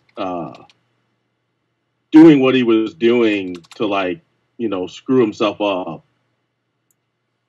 Oh, you mean like, well, we can't go into it because he hasn't seen it yet. But I think it's the typical, you know, you're a teenager, you rebel for the sake of rebelling, you know. It seemed like his parents wanted him to go on this path, and he didn't necessarily really want to do it, but he was doing it, and the way he was lashing out was by doing these stupid things that were going to kind of kill his chances of succeeding on the parents' path. You know what I mean? Sabotage. Yeah. Like self. Okay, I mean, I figured that's what it was, but it never seemed quite clear to me. Like, everyone else was kind of clear, but like even some of the other characters, like some of their conflicts, you know, Trini's and Zach, and not Zach's, Billy's, I get. Trini, Zach, and Billy, I get, but Jason and Kimberly and the Pink Ranger, I'm like, y'all's isn't really that bad. No, I don't think what everyone else is going through. No, and I think too they noticed that because she says it in the movie. Like, her situation, she's actually a bitch. Like, she says it. Like, that's who she is. That's what her problem is. But Jason's problems were a little like I said, it's his parents having an expectation for him that he doesn't have for himself. So, you know, it makes sense. That's why he's sabotaging himself, like you said. But yeah, I was impressed. I watched a couple, like, Movie Bob was so hard on it that I was like, wow, you really don't get it. He must not have watched Power Rangers back in the day. He said he was too old. This is leaked. Oh, yeah. I mean, I was about too old for Power Rangers, but I watched it anyway. And it's like the movie's like watching an episode of the show, but with none of the dumb shit that was ever in the show. Like, absolutely all the dumb shit that when you go back and you watch it and you're like, oh my God, a lot of this was so cringeworthy. And even back then, a lot of it was cringeworthy. But like, all of that shit has just been cut the fuck off in the movie. I agree. And it's still a movie where you could take your kids to see. Because I mean, I know everybody loves the spoof that was like super dark and super serious. And yeah, I like it to an extent, but that shit was just too down the abyss. Yeah. It was too far under the abyss for me. Yeah. This movie, what they did right is that it looks like the dark reboot, you know, kind of thing. But that's what? Beginning. What'd you say? I was saying, especially at the beginning. Yeah, the beginning even seems like a direct, like a shout out to fucking Adi Shankar's version, to the bootleg, you know, because it's that exact intro. That's exactly was the intro of the other one. Remember, Tommy was like crawling through on the ground. The Green Ranger was like crawling on the ground, and like you see the helmet all fucked up, and then someone's shooting at a monster as it flies overhead, and then it was like the same kind of setup. But it was dope. I like the fact that it looked like the dark kind of stuff at first, and then you find out like, nope, it's not actually that. They're only trying to give you the feel, but not necessarily, you know, jump on board with the trope. Which is good. And they do a lot of that in the film where like you think it should be like this because that's the way it always has been, and then they don't do it. It was good. It was good. Freaking Rita was dope. Anyway, I'm gonna stop talking about it because I don't want to give away all this the shit that. Oh man, there was one other thing I wanted to talk about because you know it was coming into the movie. What? And that was the cameo. Yeah. I was like, man, fuck you guys. Fuck you guys. Even showed up. Yeah. After all the bullshit they put you through. I know. Yeah, man. Fucking whores. You whores. That good, eh? Game whores. Well, you know that like Jason David Frank is. Yeah, I know him especially. He is Saban's slave. Like Saban. Yeah, man. And I get it. Sucking like, that dick. Well, I get it. Like. So awful. Because after the bootleg came out, he was like, I don't really want to say anything bad because I want to be in the new Power Rangers. I was like, man, fuck you, dude. This is why you lose in the ring. Because you can't stand up for yourself. You can't stand up for yourself to a company. How you can just stand up for yourself in the ring against another opponent? Yeah, you tapped, motherfucker. Jesus didn't tap, but you did. Fuck you. That's messed up. Oh shit. With him, he's Saban's slave. Like I heard about all the drama that all of them went through, and like how when they were doing their was it like the 30th anniversary episode or something like that? I think it was the 30th, right? 30th or 25th or something. Anyway, it was like a big episode. It was like the Legendary War or something where they were trying to do the it's so funny when you compare the US, 20 years of Power Rangers to the like 40 some odd years of Super Sentai, almost 50. There was a movie in Japan called The Great War, or like the 199 or Battle 199 or some shit like that. I can't remember what the title was, but it had a huge number because that's how many Rangers there are from the 60s to now in Japan. So when the US did their version, they didn't even have all of the teams. They literally had like 1 or 2 Rangers from each team because they didn't want to pay all the actors to come back and reprise their roles.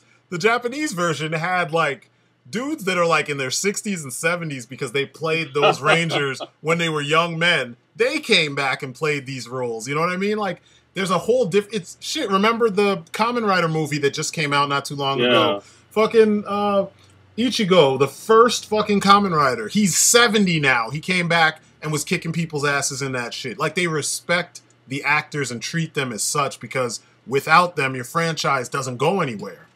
In America, with Haim Saban, he just is a miser, and like he respects that money. Yeah, he's all about the money, and he doesn't really respect the people who have made the brand what it is. I mean, it's bad enough that he won't even put the money in to just build his own thing.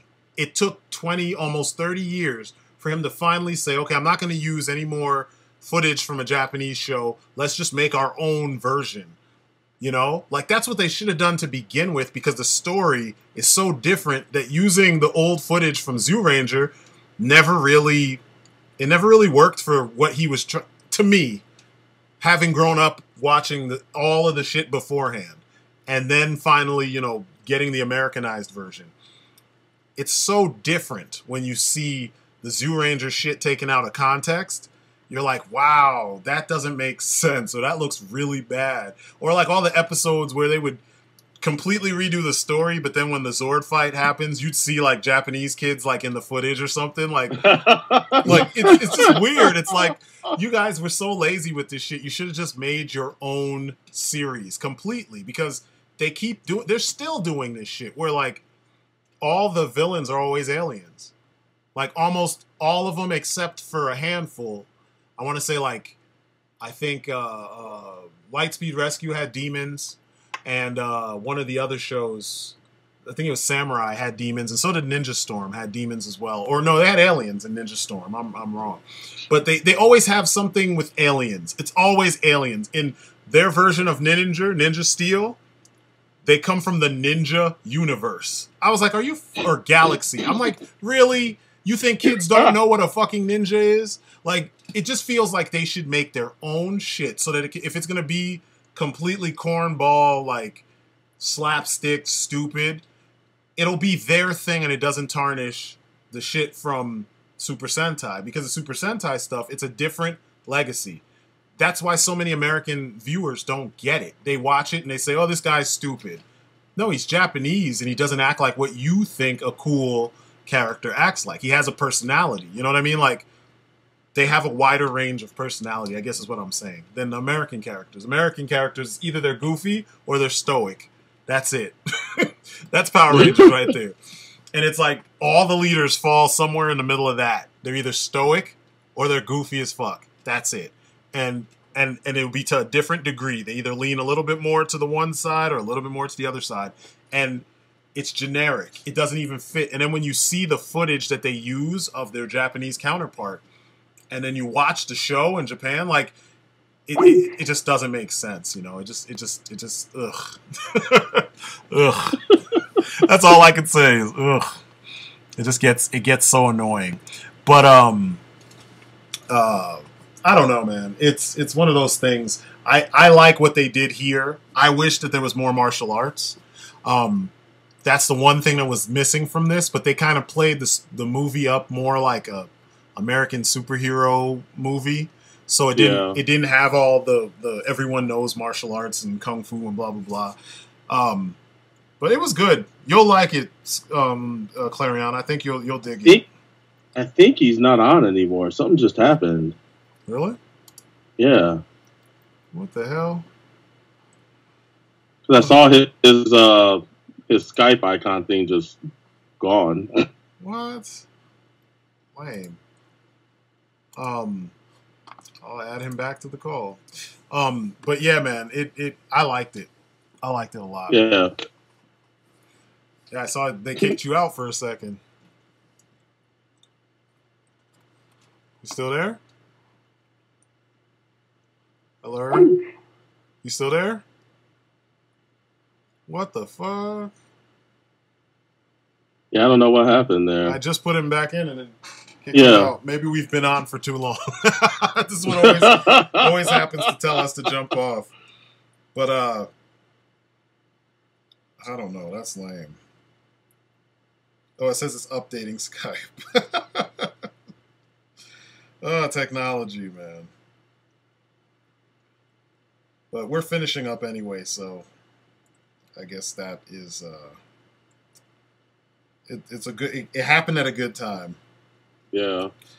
But man, I guess I can kind of talk more about it since he somehow ended up getting kicked out of our chat. Oh, there you are. Welcome back. Welcome back. Is it on your phone? No. Oh. So why is it updating?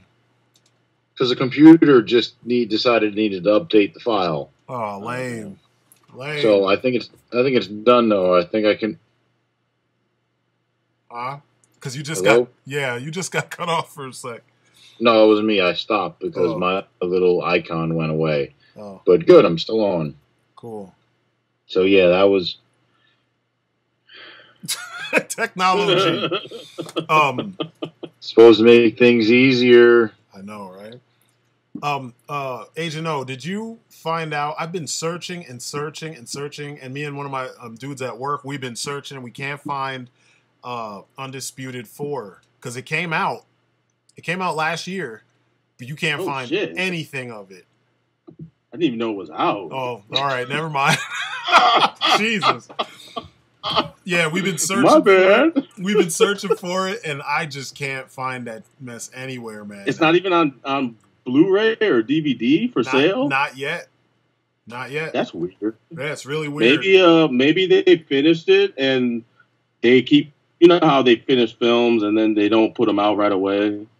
I mean, I'm assuming that's what happened, but it's the movie itself was finished. Like, it premiered. You know what I'm saying?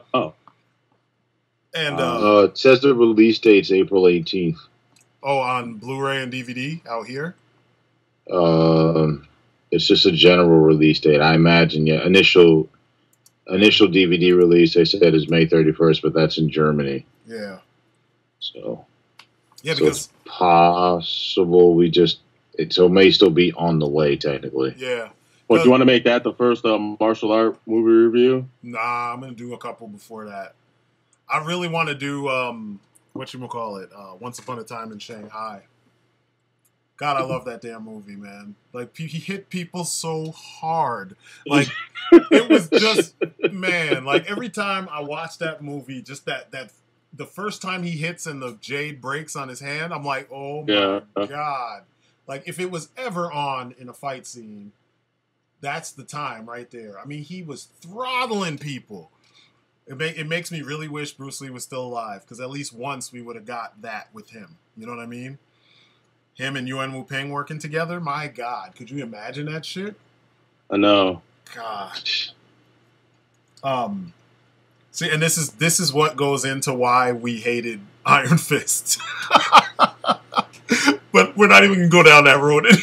Yeah. So the only thing I'll say, again, because of my obviously limited, exposure to the show, I'm like, if there was something that, like, the choreography for that show, as opposed to every other show that even they've done on Netflix, like, really had to be on point. Yeah. And from the clips I've seen and everything, I'm like, it wasn't there. Whether it was the actor, whether it was the director, whether it was, like, your editor or whoever, like, you need all of the above to convey this. You need to convey just how much of a force, like, Iron Fist is, and I don't think they did that. And like I said, right now I can only say I don't think they did that, and that's unfortunate. Exactly. Yeah, man, he kept saying throughout the show, "I'm the Iron Fist. I'm the Iron Fist. I'm unbeatable." And then he gets I'm the Juggernaut. It's just lame. It was just lame. It's like you can't just talk about a thing, you know what I mean, over and over to make it so. You have to actually do those things. And, like, whoever wrote this mess, they weren't concerned with making him, fit the mold. You know what I mean? They weren't concerned with showing you what the Iron Fist is. Like, what does that fucking mean in the context of the show? You never get an example except for the World War II Iron Fist. What is, yeah. But, like, you need to get... he was handling people in that way. My God. He was putting people down. But even that, it was good compared to the other guy. It just wasn't good compared to, like, Scott Adkins, compared to, like, Ninja Shadow of a Tear. Get the fuck out of here. That shit was whack. Yeah. And that was the biggest problem with that whole series. It's like, yeah, in its own world, in comparison to certain characters in that world, yeah, you had varying degrees of skill and quality and shit. But, like, in comparison to real martial arts films, you just don't have a comparison. It's almost wrong just to talk about it. It's like we need to apologize for even suggesting that there's a comparison. Yeah, there really isn't. Oh, yeah. I don't know. Like, it's worse than shit I saw on Agents of S.H.I.E.L.D. I saw better shit on that show than I saw in Iron Fist, and that show by no means is the choreography like stellar. Yeah, it's like action TV. It's like American action TV show action. Yeah, it doesn't have a Hong Kong martial arts feel at all to it. And there is a difference, because a lot of people are going to be like, nah, punching is punching. Nope, you have no idea. But there is a difference. That's one of the things that kind of turned me off to that show. Yeah.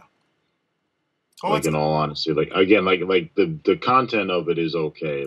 Like it's a decently written show, but I'm like, man, these action scenes are not doing it for me. No. Even the writing. I mean, like, even the writing is subpar, because they tell you things and then they don't show you.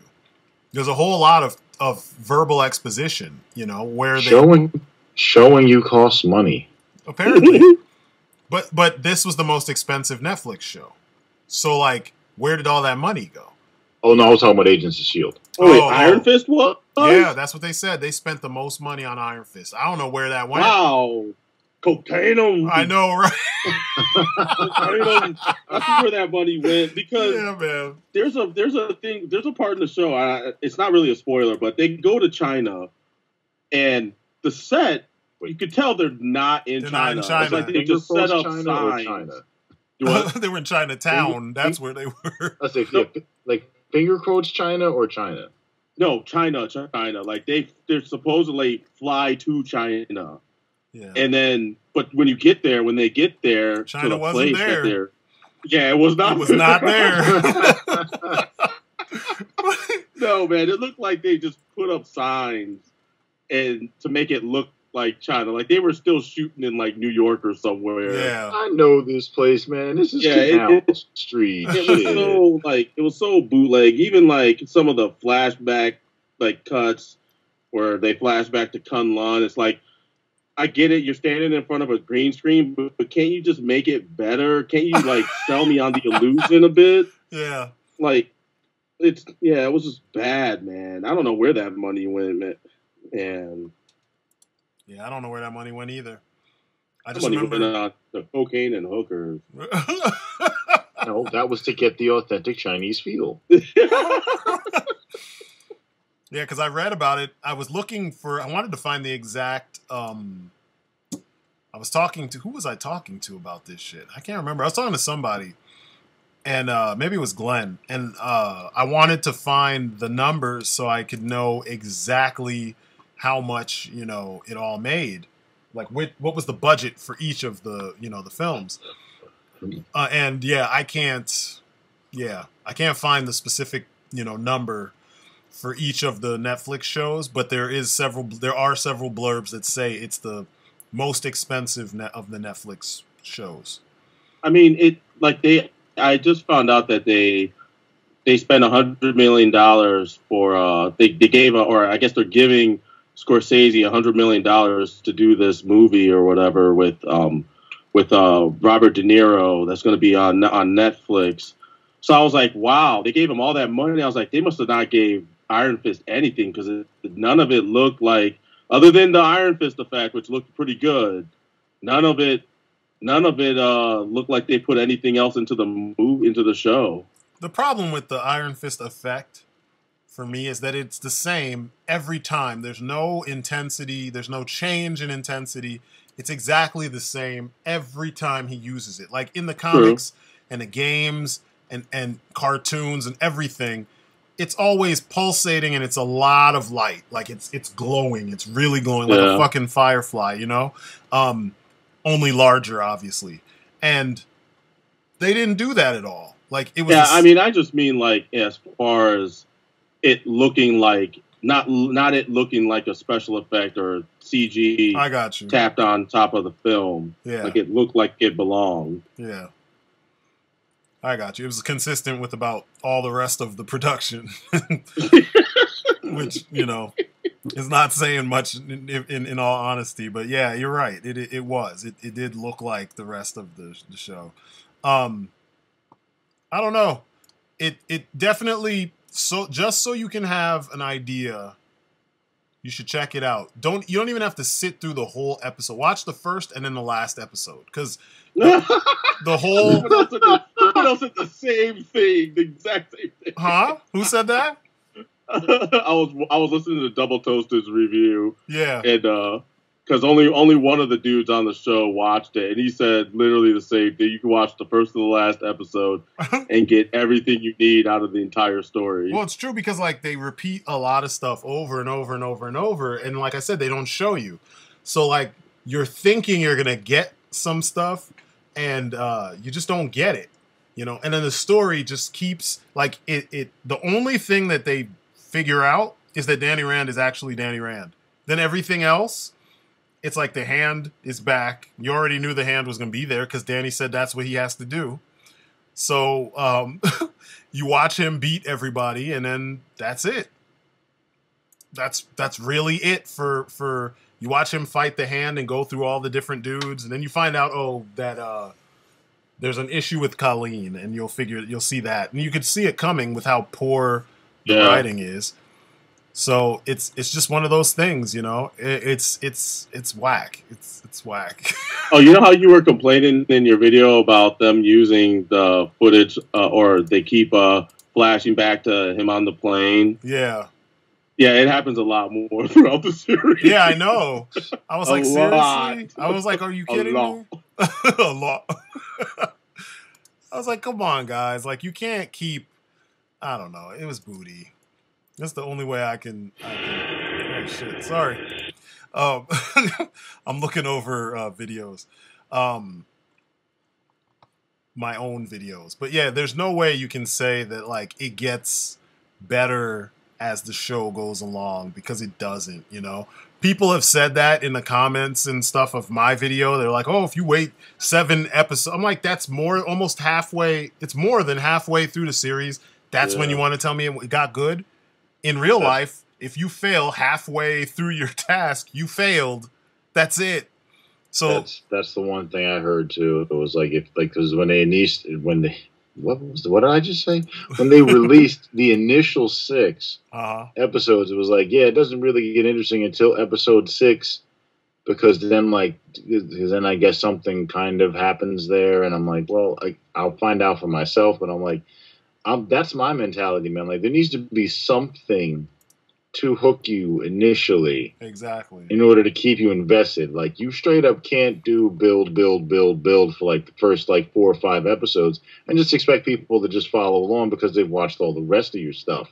Yeah, like that you're a little too confident to think that we can just kind of halfway, we can do a halfway good job with this and people will still watch because we're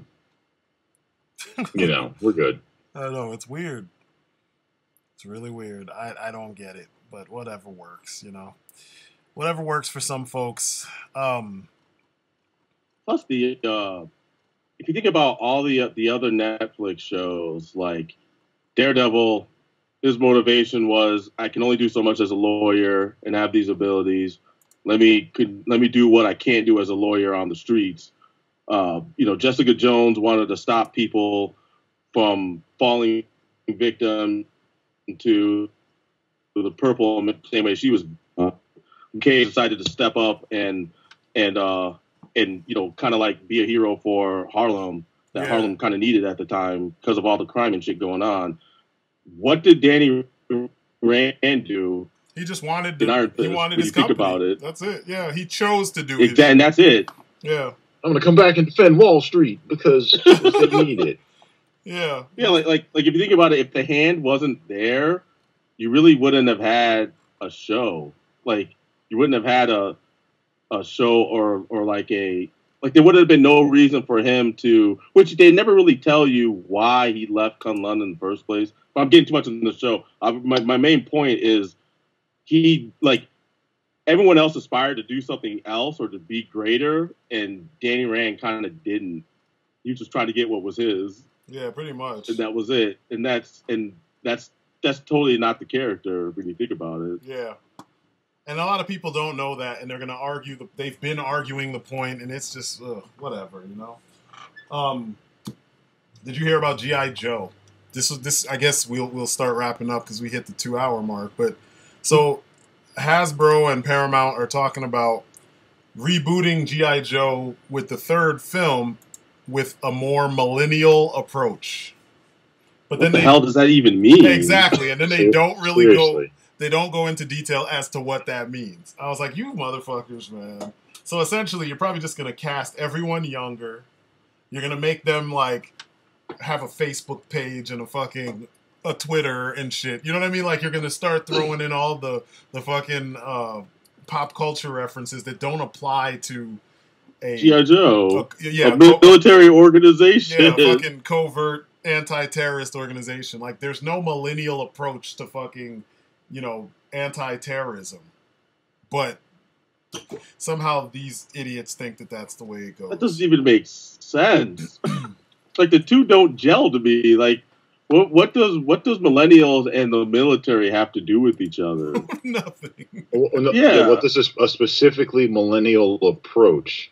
Yeah. It's is there a different way that they would handle conflict? Do they I know the term Twitter war is popular, but it's not a real thing. It's not a real war. Exactly. It's totally different. I know. Are the Joes going to be running around using internet slang, like "OMG, I just shot that guy"? Like, what the hell? What's going on? I don't Or is this supposed to be just geared? They think they know what millennials like, so they're trying to gear the movie towards that demographic, which is still stupid. Because most of the people that grew up with G.I. Joe aren't millennials. Exactly. Once again, Hasbro setting themselves up for failure. But I don't know. I've gotten to a point with Hasbro and G.I. Joe as a franchise where I don't expect anything from them.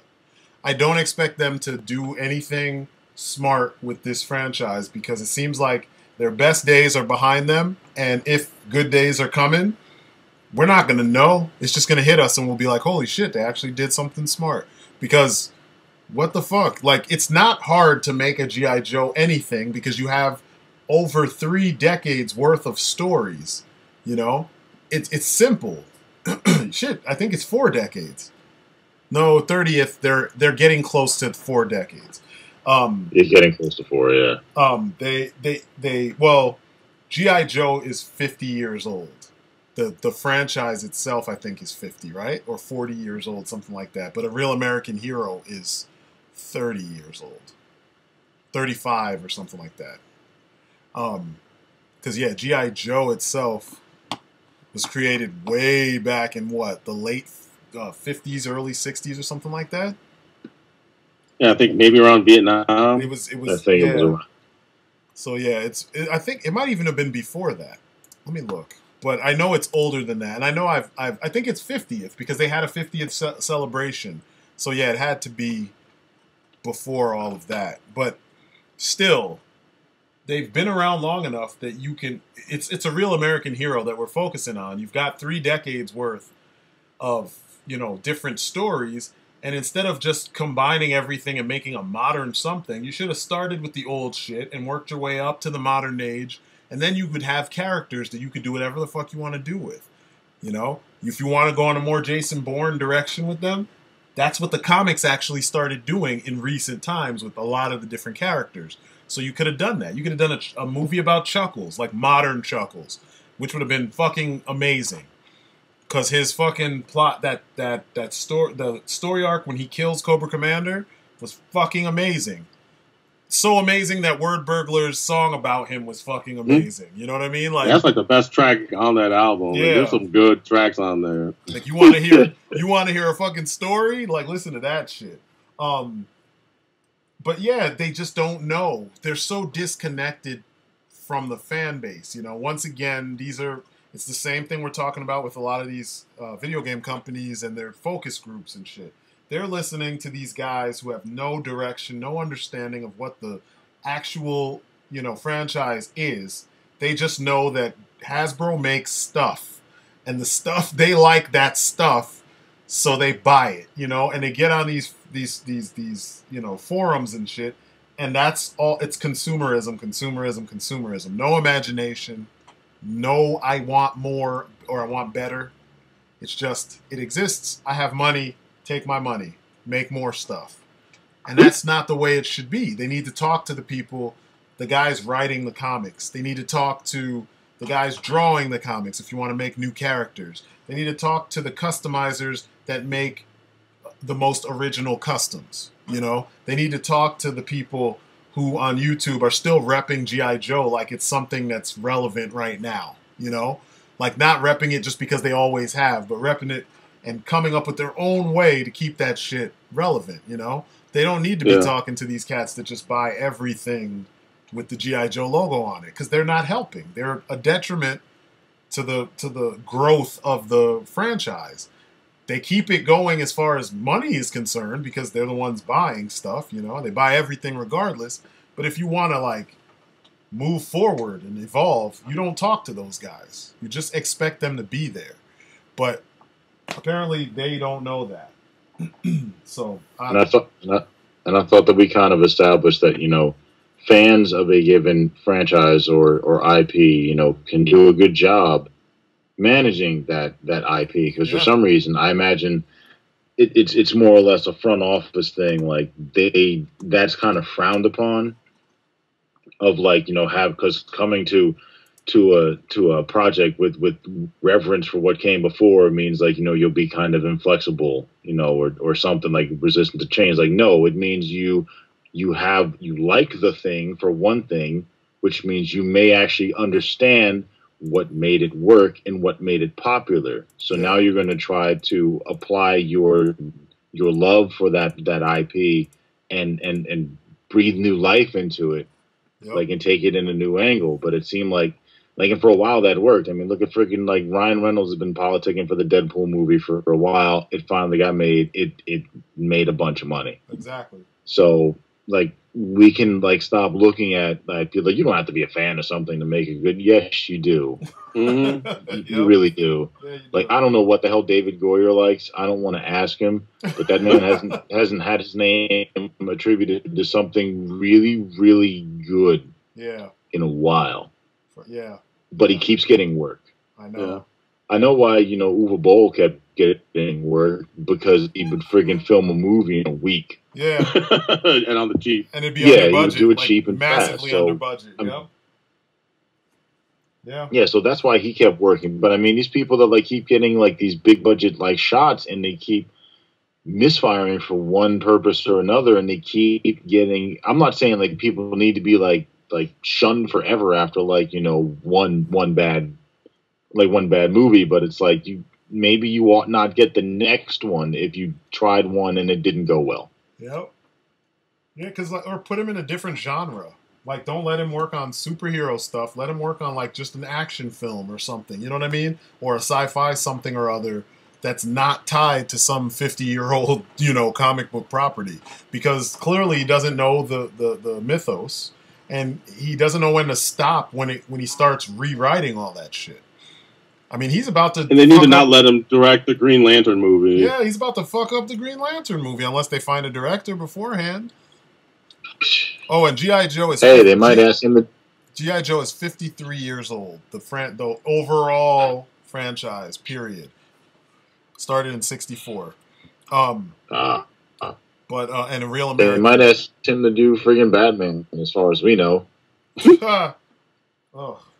I will be dealing with the DCEU if that happens. Yeah, I agree. It's going to be amazing. Yeah. Amazingly bad. I think, because if that happened, I bet you Ben Affleck definitely would get out of doing it. Yeah, I know, right? I want to know how committed he is to the project as a whole. Like, he said he still was up for playing Batman, but, like, he's out of damn near every other role he was in. Yep. Yeah, I don't know. This whole thing, the way things have been going these days, it's just frustrating to see it. It's like the wrong people have been given a shot, and the right people keep getting passed over. And, everybody's kind of suffering for it. I mean, it's not real suffrage. We will survive without another Batman movie. It's missed opportunities. Yeah, exactly. It's just like a lot of missed opportunities. And it doesn't make sense that, nobody's paying attention to this shit. They should be able to see this by now. We're not getting the quality of films we could be getting. It's bad when, like, shit from the 80s is better than shit now. And, like, everything was done the way it was done back then out of necessity, not because they chose to do it that way. Now we have so many options, so many amazing writers, so many amazing art directors, freaking musicians and composers and stuff. There's no excuse to make shitty movies, especially in the realm of, like, fantasy and sci-fi and, action, comic book type shit, because comic book kind of runs the gamut. How the fuck do you make a bad film? Like, that doesn't make any sense. It's got to deliver on at least one of the areas. You can't fail on all the areas. Like, that's terrible. Yeah, like, we're past the point of there being. I mean, I'm sure there is, depending on what. No, we're past the point of, we can't do that because we can't do this story because we can't do this on film. It's like, we can't get this shot right. Won't be able to. No, like, with CG and with practical, like, there aren't too many things that someone can't conceive that can't be done on film right now. There's nothing. Because every movie in America, every story that they said couldn't be done in America, a fan made that fucking film. Fans, you remember how many times they said, like, someone said Arkham Asylum could never be done as a movie. And then there's that Mexican director and team that made a fucking Arkham Asylum movie that looked like the paintings moving. It was live action and is all trippy looking and shit with the Batman with the long shoulder spike thing sticking up off his shoulder. You know how some artists draw him with the cape that has the points on his shoulders and his chin was all long, and Joker had this big face. His face looked like fucking Mac Tonight. Like it was all long and shit with the long nose and the big chin. It's creepy looking, but it looks exactly like the artwork. Fucking Sky Commander in the World of Tomorrow. Oh, we could never do that. One fucking guy, maybe two, did that shit. Like if people are still saying that it's impossible, they lack the imagination, and that's it. Because you go overseas and you see all Gotcha Man. The movie was expensive. It wasn't the greatest movie, but the fucking effects were insane. You know, seeing them jump in the way they jump in the cartoon in real life, like real fucking ninjas with capes, and all the detail on their fucking costumes was there and stuff. It just was nuts. Like, it can be done. The right people have to do it. Fucking Kashern. Kashern was an old-ass movie, if you think about it. It came out it's old by today's standards. It came out in, the early 2000s, maybe? Yeah. Yeah, early 2000s. And it was already doing shit that they hadn't done in film yet. You know? I mean, it's a long, boring-ass movie. But when it starts to actually ramp up, you're like, God, they were doing some crazy shit in there. And that one fight scene is worth the price of admission. The one when he fights all the robots and, like, he's like swinging the one robot around in the center, and he's just hitting everybody. And then he, just the way some of the camera movement was, like when he was chopping through robots. Exactly. And shit. Exactly. Or when he hit the two things on the sides of his belt and shot the blades off, and the blades just kept going straight ahead of him through all the robots, and the camera just followed them as they're chopping through all those robots. It was nuts, man. It's like quality directing. That's why when people diss Zack Snyder for his directing, I'm like, you guys don't understand directing. Because, like, there's shit I've seen him do that no one else does outside of animation. And he does it in real life. And it works, you know, because it's never the part that people are complaining about. You know, like weird tracking shots, or like when his transitions, he does fucking insane transitions, you know, like in Sucker Punch is full of them. Especially that last segment. And I always bring it up because I'm like, people give that movie such a bad rap. But, you know, visually, that movie's on a different level. And even if you don't like the kind of muted colors, forget that. Look at what's actually happening. You can see everything. Nothing is obscured. You see it all. That's good directing. Not to mention, he uses imaginative angles for different things. Like all the scenes where Baby Doll swinging the fucking sword, and the camera is literally sitting on the tip of the blade, following her movement as she swings it. Like, it's shit you see it, but before that movie, you didn't see it often, you know? Maybe you saw it in a music video or something, but you never saw it in a film for a decent length of time. And dude was pulling that shit off, and it looked good, you know? So I don't get where, I don't get how people come to the conclusions they come to about him not being a good director. It's folks not understanding what that actually entails, or people saying it's all been done before. Of course, everything's been done, but the presentation is what sets it apart. If you can do something that's already been done and presented in a new way, then kudos to you. You got skills. That's what separates the guys with skills from the guys that don't have them, you know?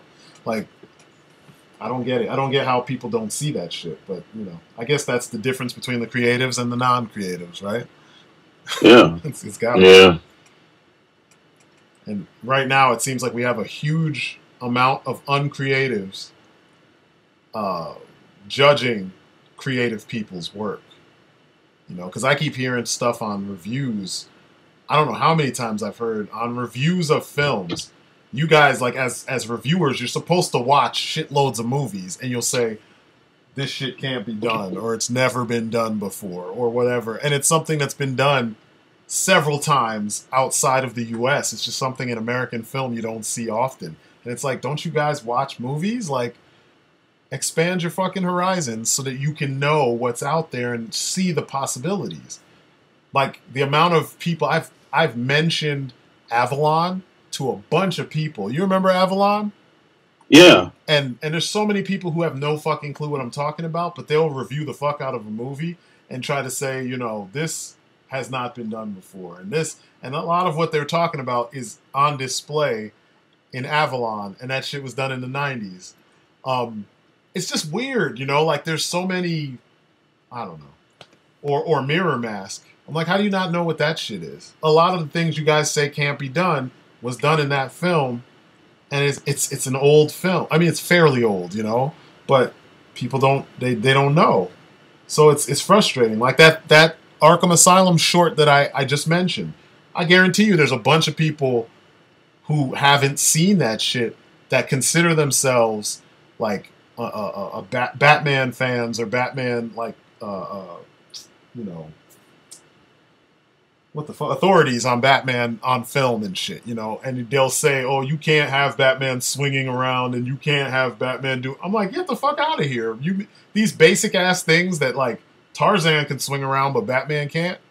Or Spider-Man can swing around, but as soon as we move to Batman, that's unrealistic. You know what I'm saying? Like, people have said this shit in reviews, and I'm like, the fuck? You're supposed to be watching movies. You're supposed to see how this is done outside of this thing. I don't know. I can't believe people were even saying that. I've heard that so many times when you start talking about the issues with The Dark Knight or The Dark Knight Rises, the Nolan movies, you know, and how like it's so everything about Batman is so downplayed. Then they start telling you all this shit can't be done because it would be unrealistic. And I'm like, but why is it realistic when it happens in other films? Also, why are we talking realism still when we're talking about Batman? You know what I mean? Like, if you want to talk complete realism, then Batman would have to be operating so underground that, like, the FBI, the CIA, NSA, all these motherfuckers would never even know he existed. Let alone him having a fucking signal that you could call him with on the fucking top of the police department. Like, get the fuck out of here. If you want to talk about realistic, yeah, Batman, we need your help, Batman, and we're gonna get that motherfucker. Like, literally, that's the cops. We're gonna get that son of a bitch. Like, light up the signal. And then he shows up. It's done. No more Batman in the Nolan universe. What's he gonna do? He can barely fight the guys who he's tasked with fighting in that universe. So if all the cops were like, we got you, motherfucker, like, just take the mask off and put your hands up. It's done. You're going to jail for a long time, and we're going to use all your shit now. We're going to bring it into our, you know, crime fighting, whatever.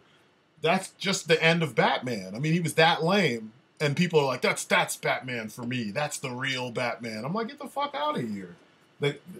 You've got to take... You can't just take the inspiration from Frank Miller's stuff and not totally get it. In his story, he was so good that, like I said, the NSA, FBI, nobody knew how he did what he did, you know? And they showed you him doing shit. He was always a couple steps ahead of everybody else. That's just the way the character has to be written. How can Jigsaw in Saw be ahead of everybody else, including the FBI, and Batman can't be? Like, come on. That's his power. But, you know, people will say, oh, that's unrealistic. I've heard it. I've had that conversation. And it's strange that people still think like that, you know? Or Wolverine can't wear the suit, any variation of his suit, because it would look stupid and it's unrealistic. But we have goofy. We have a game where they put what's his name? Hugh Jackman in all of the suits. They modified them, of course. Then we have a movie where they show us a modified version of his classic suit. But they just never had the balls to put it on him because Fox has all... They have to stick to the whole, you want us to wear yellow spandex? Would you prefer yellow spandex? Like, they have to And stick... the first movie, he was wearing a costume. It was just all black. Yeah. But if you took that costume and you put his...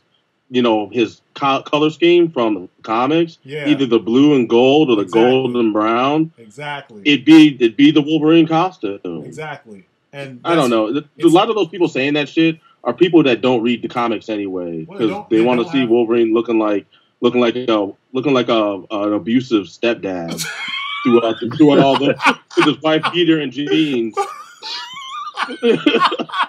In all the movies, that's what. Like, I saw somebody say, I like seeing Wolverine wearing regular street clothes or whatever, you know, wearing the flannel coat, wearing the flannel jackets and all that. I'm like, yeah, he does that in the comics when he's not being Wolverine, when he's not on the X-Men and he's just being himself. Yeah. He's just chilling.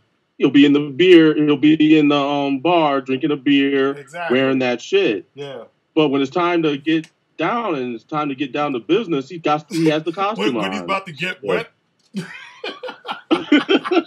puts on his uniform. Exactly. You want to get wet? Yeah, like I don't get I don't get how people rationalize some of the stuff that's the shortcomings of comic book translations. You know, I've heard people say all the costumes are stupid. They all look stupid. I'm like, but you read all this shit and you liked it and you wanted to see it on screen because it didn't look stupid. It could be made to look better if people will actually give a studio the chance. But if you keep saying it's all stupid and it's all dumb, what studio is going to be like, yeah, let's take a chance and actually make those costumes, but like, you know, tweak them for real, like for a more realistic, you know, world. No one's going to. Why does Wolverine's costume work? Doesn't work, but Deadpool's costume does. Or why does Batman's costume all those work? same people are saying that, and then they'll sit there and watch Deadpool wear the costume in the whole movie. Or why does Batman's costume work? If Wolverine's costume is dumb, then Batman's got to be equally as dumb. It's almost the same shit. It has a cloak, and he's like sliding down like alleys and stuff. It's that could be dangerous, but he does it, and he makes it work. Exactly. It's just lack of imagination. People, like I said, ever since Batman Begins, the audiences have been taught. Actually, ever since the X-Men in 2000 or 2001, they pretty much taught your average moviegoer not to use their imagination. I mean, it's already a big thing in our society anyway. Once you get over a certain age, you shouldn't be thinking about comic book superheroes and using your imagination, despite this being a job for some people, you know? Concept art, costume design, character design. These are jobs. They're legit jobs. You can make a shitload of money. But you shouldn't use your imagination, you know, because only kids do that stuff. Because there are kids that design costumes for movies and shit. You know, they also write and draw comics for publications, you know, such as DC and Marvel in real life. Not to say that it's never happened, but that's definitely not the norm. But you ask the average generic adult, and they'll say that shit. Oh, my son used to make comics. Get the fuck out of here. Not professional fucking comics. He used to draw. There's a difference. No, go ahead. You're right. That's so, yeah. It's like it's got a negative connotation if you do this stuff. So, like, of course they can't see Batman's costume working past a certain point. Or, of course, they're going to say Wolverine's going to look stupid on screen, you know, because they can't possibly figure it out because that's why they don't make comic books and shit, you know? It's a lot of things that are like that. Like people who rag on a lot of different types of music but don't have any idea how the shit works. Or, you know, elitist, you know, when it comes to films. You know, you like documentaries because your imagination won't allow you to, you know, believe the unbelievable that happens in film. You know what I mean? In action or sci-fi or fantasy or whatever. It has to be real. Always. Got to be real. 24/7. I can't fathom anything other than that. You know what I mean? And unfortunately, it's bleeding over into our comics and our films. I mean, you look at comic book characters today, they all look like a movie adaptation costumes. Like, everybody looks like they came directly out of one of the movies that was adopted from a comic, which is just bogus. It's like, stop doing that mess, you know? But I don't know. Yeah, I mean, people really need to get that. I want to see realism in comics out of their minds. Like, when I was reading comments about the Wolverine costume, people were talking about the realism in the Dark Knight movies. And I'm like, wait a minute. The guy dresses up like a bat. He goes around, beats up people at night. He steals from his own company. He embezzles, drives around with all these fancy gadgets. What about any of that is real? Like, what about anything that he does in those films is real that you could see actually working in real life? He goes to another country and yokes a dude out of the country and brings him back to America to face his crimes. No due process, no nothing. Yep. Like, some places that could have been considered an act of war. Yeah. What the fuck about that is real? Exactly. because it was presented to you by a British guy who they believe is so smart, so they automatically are like, oh yeah, he told me that's the real world version of Batman. That's the only reason why anybody buys that shit, because they were told ahead of time, this is what Batman would be like in real life, or as close to real life as they could get it. And it's just like, there's tons of flaws. It's like I said, from the fucking minute that there is the bat signal, no. No. It's like, you turn this thing on and he will show up. Like, no. Like, dude is literally, he's a vigilante and they're calling him such. And you're trying to tell me that the FBI wouldn't be like, oh, so he comes if we turn this light on? Shit, turn that light on, motherfucker. Like, we got guys downstairs waiting for him. We got snipers right there. Batman would show up, boom, it's done. No more Batman, especially in that universe. But, you know, that doesn't occur to the people talking about realism and shit. I don't know. I just don't. I don't know. I like imagining the cool, fun shit. You know, I like, you know, looking at comic book films and seeing how when they do it right, how they adapt, you know, our favorite characters to the screen. I love seeing costume designs when they update the costume from the screen, from the books to the screen. You know, sometimes they fail, like with the Rhino. Like, wow, talk about overthinking that shit. Yeah. Rhino was like way too much. I mean, it could have worked for like prototype or a prototype Rhino, or like after you introduce the concrete suit, maybe that would be the upgrade so that we could laugh because he's a joke and that's the point. But like the way he was done in that, it didn't really feel like anything we ever asked for. It just felt like somebody overthinking the concept of the Rhino. But especially when you saw the other concept art for the other designs they had that would have worked a hell of a lot better. Exactly. But you know, it's just a thing now. People just it seems like we're gonna get more dumbed down shit, despite the fact that Marvel can make it all work. You know, Marvel's showing you it all can work on screen. You just got to have the right approach. You know, other people have shown it too, but Marvel is doing it right now so that people understand, like, it can be done. Just you got to have the right people working on it.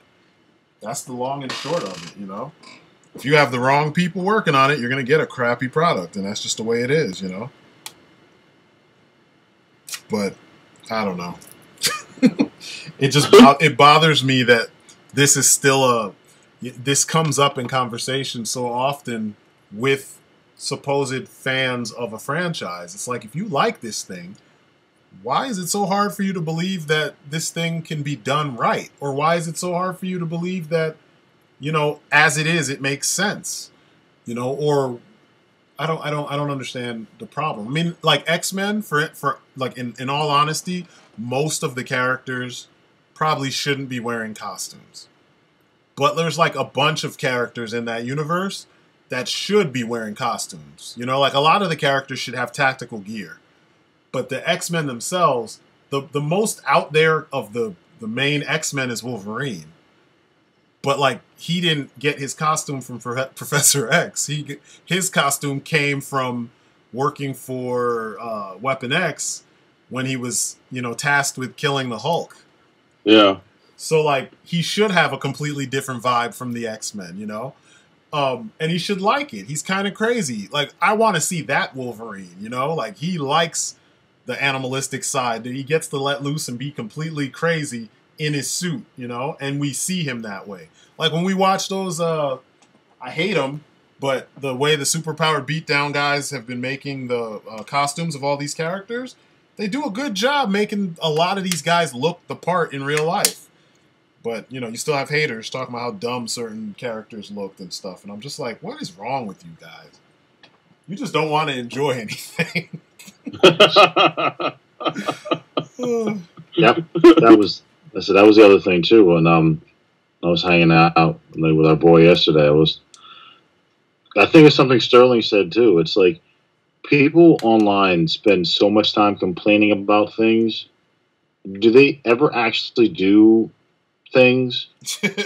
like people say, oh, well, this is dumb, or this character or whatever, or this game, I don't like this. Like, well, is this what you do for fun? Yeah, exactly. You just go online and bitch about shit. That's like when I remember I did that video about We Are Robin and how people were dissing all of the Robins because they're like, Robin's supposed to be white, as they always do. So you can't have an Asian or a black, or you can't have all of the different kinds of Robins all together. And this one guy, I was like, you're the reason why we can't have this kind of shit. And he goes, well, that's easy for you to say. What'd you ever do to try and fix all this stuff? I'm like, I actually make my own comics, and I redesign a lot of characters all the time. And he goes, well, how come I've never seen this? I was like, that's your answer? And other people were like, at least you're trying to do something. But this one guy was like, I didn't know that, as if he knows everything. Because, you know, online haters know everything about everyone. That's the problem with being an online hater. Is like, you're just hating for the sake of hating. And some of the shit you're complaining about, there are people actively trying to fix or put something better out there, you know? It's weird. It's weird. It's fucking weird. You can never admit fault. Yeah, like, I know, right? That's damn sad. It's like, that means you're almost not like a complete human being. Because I'm like, otherwise it's like, if you never admit fault, if you never say that, like, wow, like, I was wrong, I didn't know that, I'm like, then that means you know everything about everything. And no, if you believe that, either you don't know how full of shit you are, or like either you're dumb or insane. Like, period. It's like there are things in this world that you do not understand, that you still need to learn. So when you're presented with an opportunity like that to, like, oh, I didn't know that you actually did that, just say, like, oh, I didn't know. And then maybe follow it up with, well, what type of things have you created? Let me in on that, instead of saying, like, how was I supposed to know you made comics? Because he wanted to win the argument. It wasn't about whether or not Strydent actually does any of that. He assumed he didn't do all, he doesn't, you know, draw or anything. So he wanted to win the argument, and when he showed him otherwise, he had no leg to stand on. Exactly. And that was why he gave that lame-ass response. How come I didn't know about it? Like, an assumption is the mother of all fuck-ups. Yeah. Yeah, it's hilarious to me. And that's why I told you I don't read comments, because, no. I have to. It's a sickness. Some people have OCD. I got the sickness too. It's a sickness for me. Post a video response if you really, really have something you want to say and you really want people to know. Well, post a video response. That's the problem. Is that YouTube got rid of video responses. Like, back in the day, that was an option. You could hit reply, and under reply, it would have either video or you write your response. Now it's all written, and if you do the response video, you have to specify that this is a response to so-and-so's video about blah, blah, blah. And you got to be, put the same tags and blah, blah, blah, so that people will see it with that other video. I'm like, why is it that as we progress with tech, why do things have simple shit you already did? Just like what we were talking about with the PlayStation. You already gave us the games, Why can't we just keep playing them as the systems move up in numbers, They took that shit away from us, just like I said with the fucking video response. And it would make sense. People still make video responses. Yeah. Why would you take that away? It's just dumb. It's dumb. Yeah, I really don't. I did not know that, and I don't understand why. Did they release a statement about that, or just like? No, one day it was just gone. I used to do it all the time, where like people would be talking about stuff. It's why I even started doing YouTube videos. I did a video in response to a bad review on Superman, Batman, Apocalypse, because people said that they hated the movie because Andre Braugher was the voice of Darkseid and it wasn't Michael Ironside. And I'm like, that's not enough for the whole movie to be crap.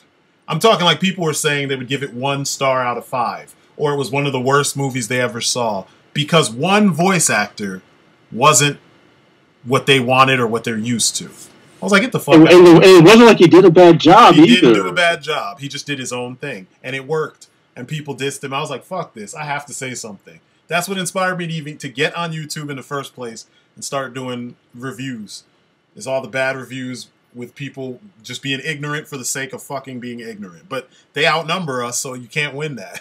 That's what I'm learning. And I've learned since I started doing videos on YouTube. It's like, ignorance is a fucking plague, and it's already so far gone that you can only try to help little pockets, you know, of humanity, and you know, you really can't do any more than that, you know. So yeah, but that's the problem is stupidity, and there ain't no cure for that. Pretty much. Well, there is. It's called education, but that shit takes time. Yeah. Yeah. Well, and all the parties have to be willing. And willingness. Yeah. So yeah, it's just the way it is, man. I wish they would go back to the replies so that people could reply to videos. I ask people to reply to shit all the time. I'm like, tell me what you think. And I want to see, like, show me your collection. Or like when I did the video series about why do you collect? I got a handful of people that did it, and most people didn't do shit. They put it, or some people put it in writing. But it's like, I mean, I want to hear from you so I can hear you be excited about it. I can hear how you feel about the thing. Written, you lose so much, you know? If I could even see your face when you talk about it, we could see how you feel about this subject. You know what I'm saying? Like, why do you do what you do? Tell us, you know? I'm telling you why I feel how I feel. You can hear me. You can hear what I feel about this subject. Like, jump in and do the same thing. Nobody wants to do it. Everybody says shit like, I don't have a camera. Your phone has a fucking camera. Yeah. I don't have a microphone. Your phone is a microphone. I don't have software. Your phone has most phones have the capability to at least record your voice. So you could at least record your voice, fucking upload that shit to your computer, give me a blank screen and your voice. Done. You've just done exactly what was asked. And it's not complicated. You don't even have to edit shit. But a lot of people don't want to do it. They just don't want to anymore for whatever reason. So I guess it worked. Whatever it is that YouTube was trying to do by getting rid of the, you know, the reply, the video reply. It must have worked in some kind of way. They cut down on replies. I don't know. Because I still see, I do still see video replies though. I don't see them as much as we used to. Because like I said, those I would honor a lot more than just sitting and just typing something. And even if you went and typed a whole 5-paragraph essay in the comments, first off, you think I'm reading that? Well, you should. In some cases. I'm not. You should in some case, if because some people, and I still need to do that video. I was reading the comments on a video. It was like a poetry. It was this group called God, what are they fucking called? Anyway, they do poetry, and it's a dude out of like Germany or something. Anyway, he does poetry, like slam poetry type shit, and it was pretty dope. But people were giving him so much hate in the comments. They were hating on his accent. They were hating on his pronunciation of certain words. I'm like, you can tell. He told you he's in Germany. He told you English is the second language. You can understand what he's saying, yet you still got to go off on his, you know, the obvious things that are, you know, different. So someone in the comments, though, gave him, like, one of the realest, most positive comments I've read, and I copied it and pasted it. I have it somewhere on my computer. I need to find it so I can do the video on it.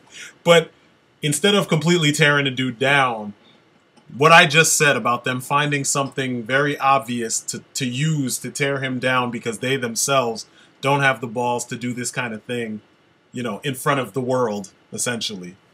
They have to find some kind of way to make him seem inadequate because they themselves can't. It's projecting, essentially, is what I'm getting at.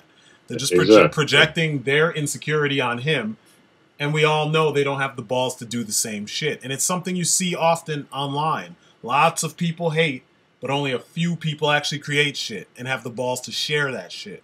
So, you know, it's one of those things. I mean, I get it all the time on my channel, and I'm like, it's always you motherfuckers with 0 fucking videos, 0 subscribers, 0 everything, but you comment on everything.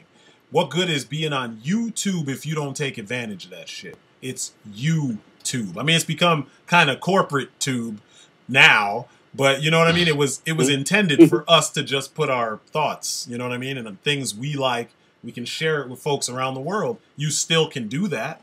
Not everybody's got to make a shitload of money off of YouTube, you know, or any money, you know. You could just use it the way it was intended. But, you know, it's one thing for me to say it, and it's another thing for people to actually do it, you know? So, I don't know what to tell them. I don't know what to tell them. Don't know what to tell you. It gets frustrating, though, because people will hate with fucking authority. And it's like, you know, you'd really be worth the trouble if you had the balls, if you use this kind of conviction in making something. Make your point. But make it so everybody else can tear you down the way you tear other people down, you know? Try to do what we do, and if you can do it better, you'll get props. If you can't, well, we get to rip you a new one the way you rip other people a new one, you know? But no matter how many times we say it, the internet's so ginormous that it's just never gonna, you know, this is never gonna be one of those things that people will bandwagon on because it's too hard. Just putting yourself out there sucks. Yeah, it can. It can also, like you said, there's a possibility that, you know, like great things can come from it, but it's also a possibility that, you know, you could just make yourself vulnerable to another asshole. Yeah. So why would an asshole want to do that? That's what I'm saying. But that's when you keep your shit to yourself. Instead of, like, you know what I mean? If it all boils down to mass insecurity, if you are that fucking insecure that you don't want to share because you're afraid of enduring what you put other people through, the fuck, stay out of the conversation then. You know what I mean? Go shrivel up in a corner while the rest of us talk, you know? Because sometimes we're talking about things in which we're trying to help people, you know? Then they come up with all their little internet meme speech and shit, fucking SJW and fucking, you know, white knight, simp, blah, blah, blah, whatever you want to call it. And everybody says the same shit. Then the minute you put them under the microscope, they all start shrinking. They want to kill themselves. They want to... all this dumb shit. And it's like, what? Why couldn't you just jump in the conversation like a civilized human being? You know? Why couldn't you just actually join the conversation instead of heckling from the side? You know? You don't want to deal with that shit, so why do you think other people want to deal with it? But, you know, the world will never know. It's one of those things. The world may never know. It's just one of those things, man. It's the dumbest fucking thing. You know, it's like we dealt with bullies when we were in high school. I fought the bullies, and they learned not to fuck with me. It's the only way I knew. Like, I took it until I was like, fuck this shit. So once I showed them not to fuck with me because you want to bite, I'm going to bite back, then they stopped. I didn't turn around and try to kill myself. You know, there's people you hear these days where these kids will get harassed. You know they've done their share of harassing in some of these cases, but then they turn around and then they internalize what the bullies are telling them. Fucking stand up for yourself. If you're going to be an asshole to someone, you should be able to deal with someone being an asshole to you. You know what I mean? Like, you can't be that fragile and then this is what you do. You tear other people down. I mean, I guess you can because it exists, you know, but, you know, they'd rather have someone talk about doing the same thing to make them feel better about, you know, being an asshole continually than actually taking the steps to change their approach and actually think about it, you know, from outside of whatever it is they're going through right now. Like, it's just weird. I don't know. And I could get into the psychological stuff, but that's not what this is about. But you know what I mean? Like, it's just, the internet has some, some weird shit. It's weird. YouTube in general. And it sucks because YouTube is the place to put your videos and shit. So you kind of have to deal with some of this shit if you're going to put up content, you know?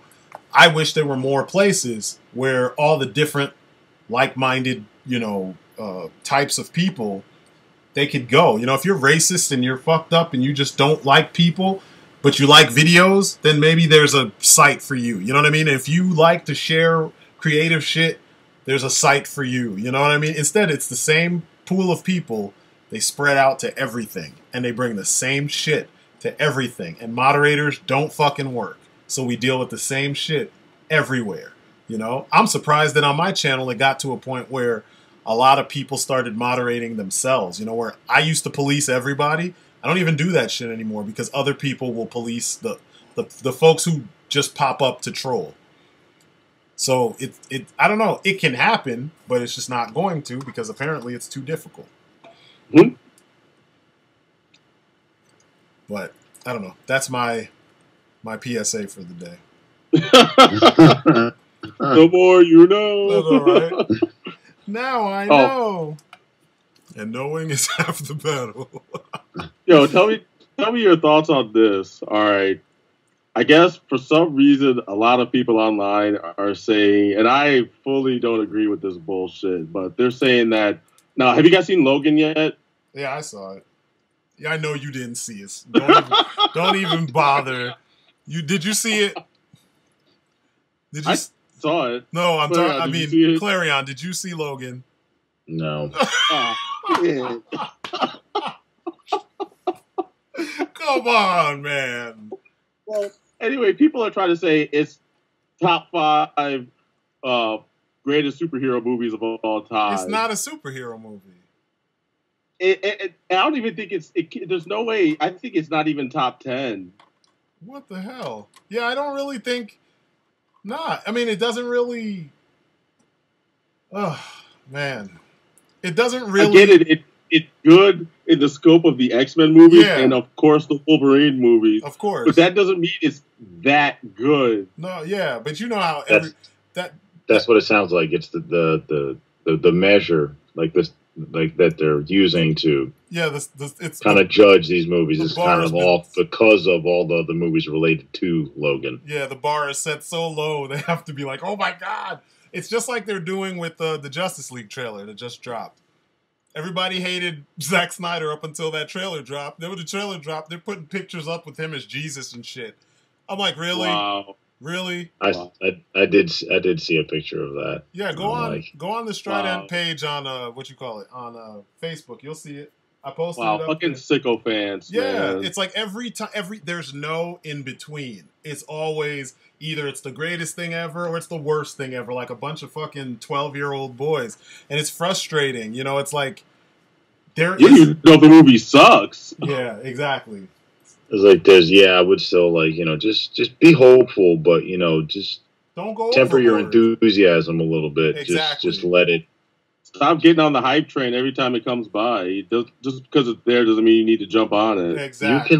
You can wait until the movie comes out to say you like it. You can wait until you see it to say you like it. It's okay. You don't have to be like first trailer. Friggin' 2015, oh my god, friggin' Justice League is going to be the best movie ever. You gain nothing in saying that. Yeah. No, it just makes you jumping on too early, except letting people know that you're just a shill. You like to flip-flop so hard, because some of these cats, man, they flip-flop so ridiculously hard. Like, it doesn't make sense. Like, I know the X-Men movies suck. They do. They suck. It's a fact. With the exception of the closest they've come to a good one was First Class. Yeah. And even that one had some it's rife with problems. Yeah, really fucked up things that they could have, if they had paid attention, it would have made it better. But yeah, you can't. It's like they so badly want the X-Men movies to be great for the wrong reasons. Like, no one wants them. Few people want them to be great because they remember what the actual characters are supposed to be like. They always want the ones that have, like, focus on Wolverine to be great, which is most of them, you know? Or they want, like, because Logan was gory. Like, Logan failed. Like, the whole point of Wolverine's arc as a character is that when he comes to the professor, he comes as a wild animal, like a killing machine, and they're trying to help him regain his humanity and learn to value human life. The opening scene of Logan, he murders and like grotesquely murders like 4 guys. Like immediately. There was no like maybe I can knock him out. My knuckles are made of fucking adamantium. No. He immediately popped the claws to defend himself. I'm like, dude, they can't kill you.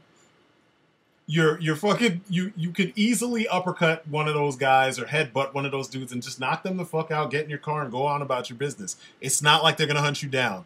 But no, that lowest common denominator had to see him slaughter people in the opening sequence for any reason at all. And people were like, it's great. I was like, man, wow.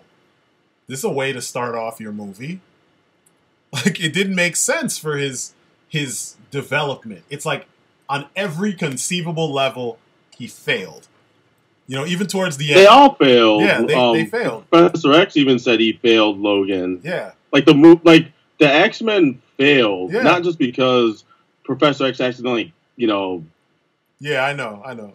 Yeah, sorry. I mean, by now though, most people have seen this shit. So like, is only Clarion holding out for no reason? Exactly. I'm the last person in America who has yet to see this movie. So. No, you're the last person in the vicinity of this group that needs to see it. So you know, because I've been trying to dodge talking about it till we all, you know, saw it, so we all could talk about it. I had somebody come at me in my in my comments like, "What's up with your Logan review? What the fuck?" And I'm like, "The fuck, really?" I was like, I'll get to it when I get to it. Because, like, I don't really like the X-Men movies. They're all shit, in my opinion. But, oh, my goodness. I'm coming. Yeah, I mean, they failed. Like, the mission never didn't succeed. There's no equality with mutants. Not like that was ever really their objective. Because it never really seemed like in the movies they were actually striving for a greater good other than just fighting whatever mutant threat happened to pop up. Exactly. And every once in a while, they might talk about Xavier going to some summit or speaking publicly about mutant-human relations, but it was never like a focus. And that was always the focus of the X-Men. Yep. So in a way, it kind of makes sense that they failed because they were never really trying that hard in the first place in the older films or in the previous films. Yeah. But I don't know if you can really call it like it's not I hate the word. It's not a deconstruction. It's just it's like a sad end. Yeah, it's like the worst case story. It's the worst case scenario for the X-Men. The whole thing just went to shit because they didn't start out the right way in the first place.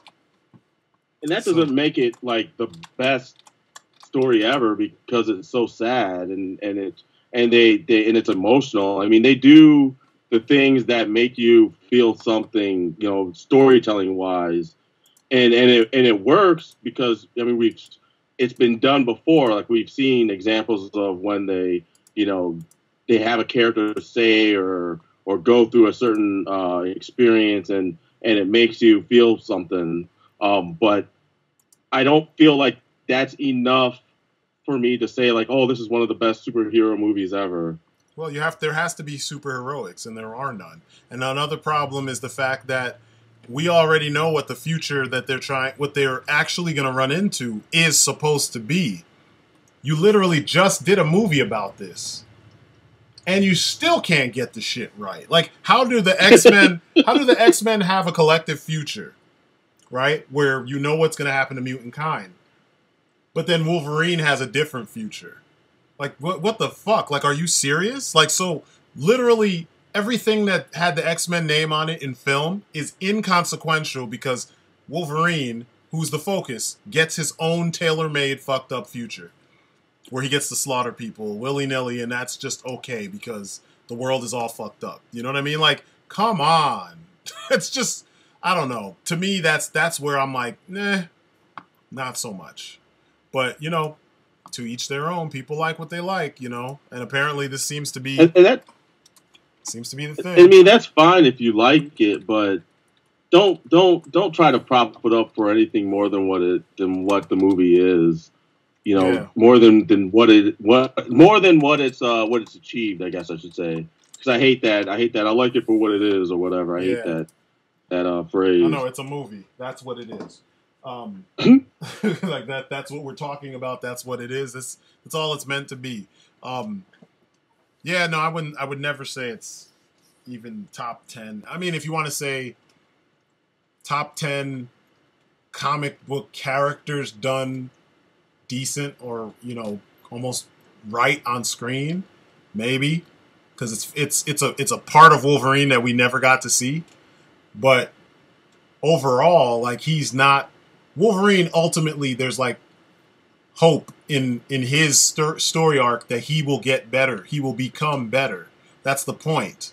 You want to see him. He's already been the most gutter, disgusting killing machine ever who would kill anything for whatever the mission, requires. If whatever the mission was, he'd do it. You know what I mean? And he'd survive whatever the situation is.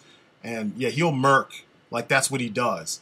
Now you're supposed to see at the tail end that now he's no longer just someone's weapon. Now he's a human being. You know what I mean? That's the point. If you end it with him still being a weapon under any circumstances, you still failed.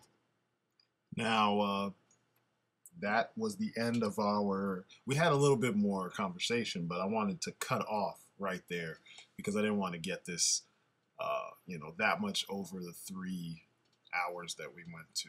Because we had a lot to talk about, but I wanted to save some of our discussion for some other videos. So, and don't misunderstand, I liked Logan, but I don't think, as usual, it doesn't deserve the ridiculousness, because we get this every time. You guys did the same thing with Deadpool. Before that, you did the same thing with, Age of Ultron until you thought about it, and then you were like, no, it's not as great as we thought it was. And you did that with Iron Man beforehand. Every time a new one comes out, you guys say it's the best, and, it gets all this praise, and then upon further inspection, everybody's like, wait a second, maybe not. So anyway, that's it for us. You guys have been great. Thank you for watching. Thank you for sticking around for this long-ass podcast. I hope we gave you enough to think about to start the discussion. And as always, I will catch you in the next video. Peace outside.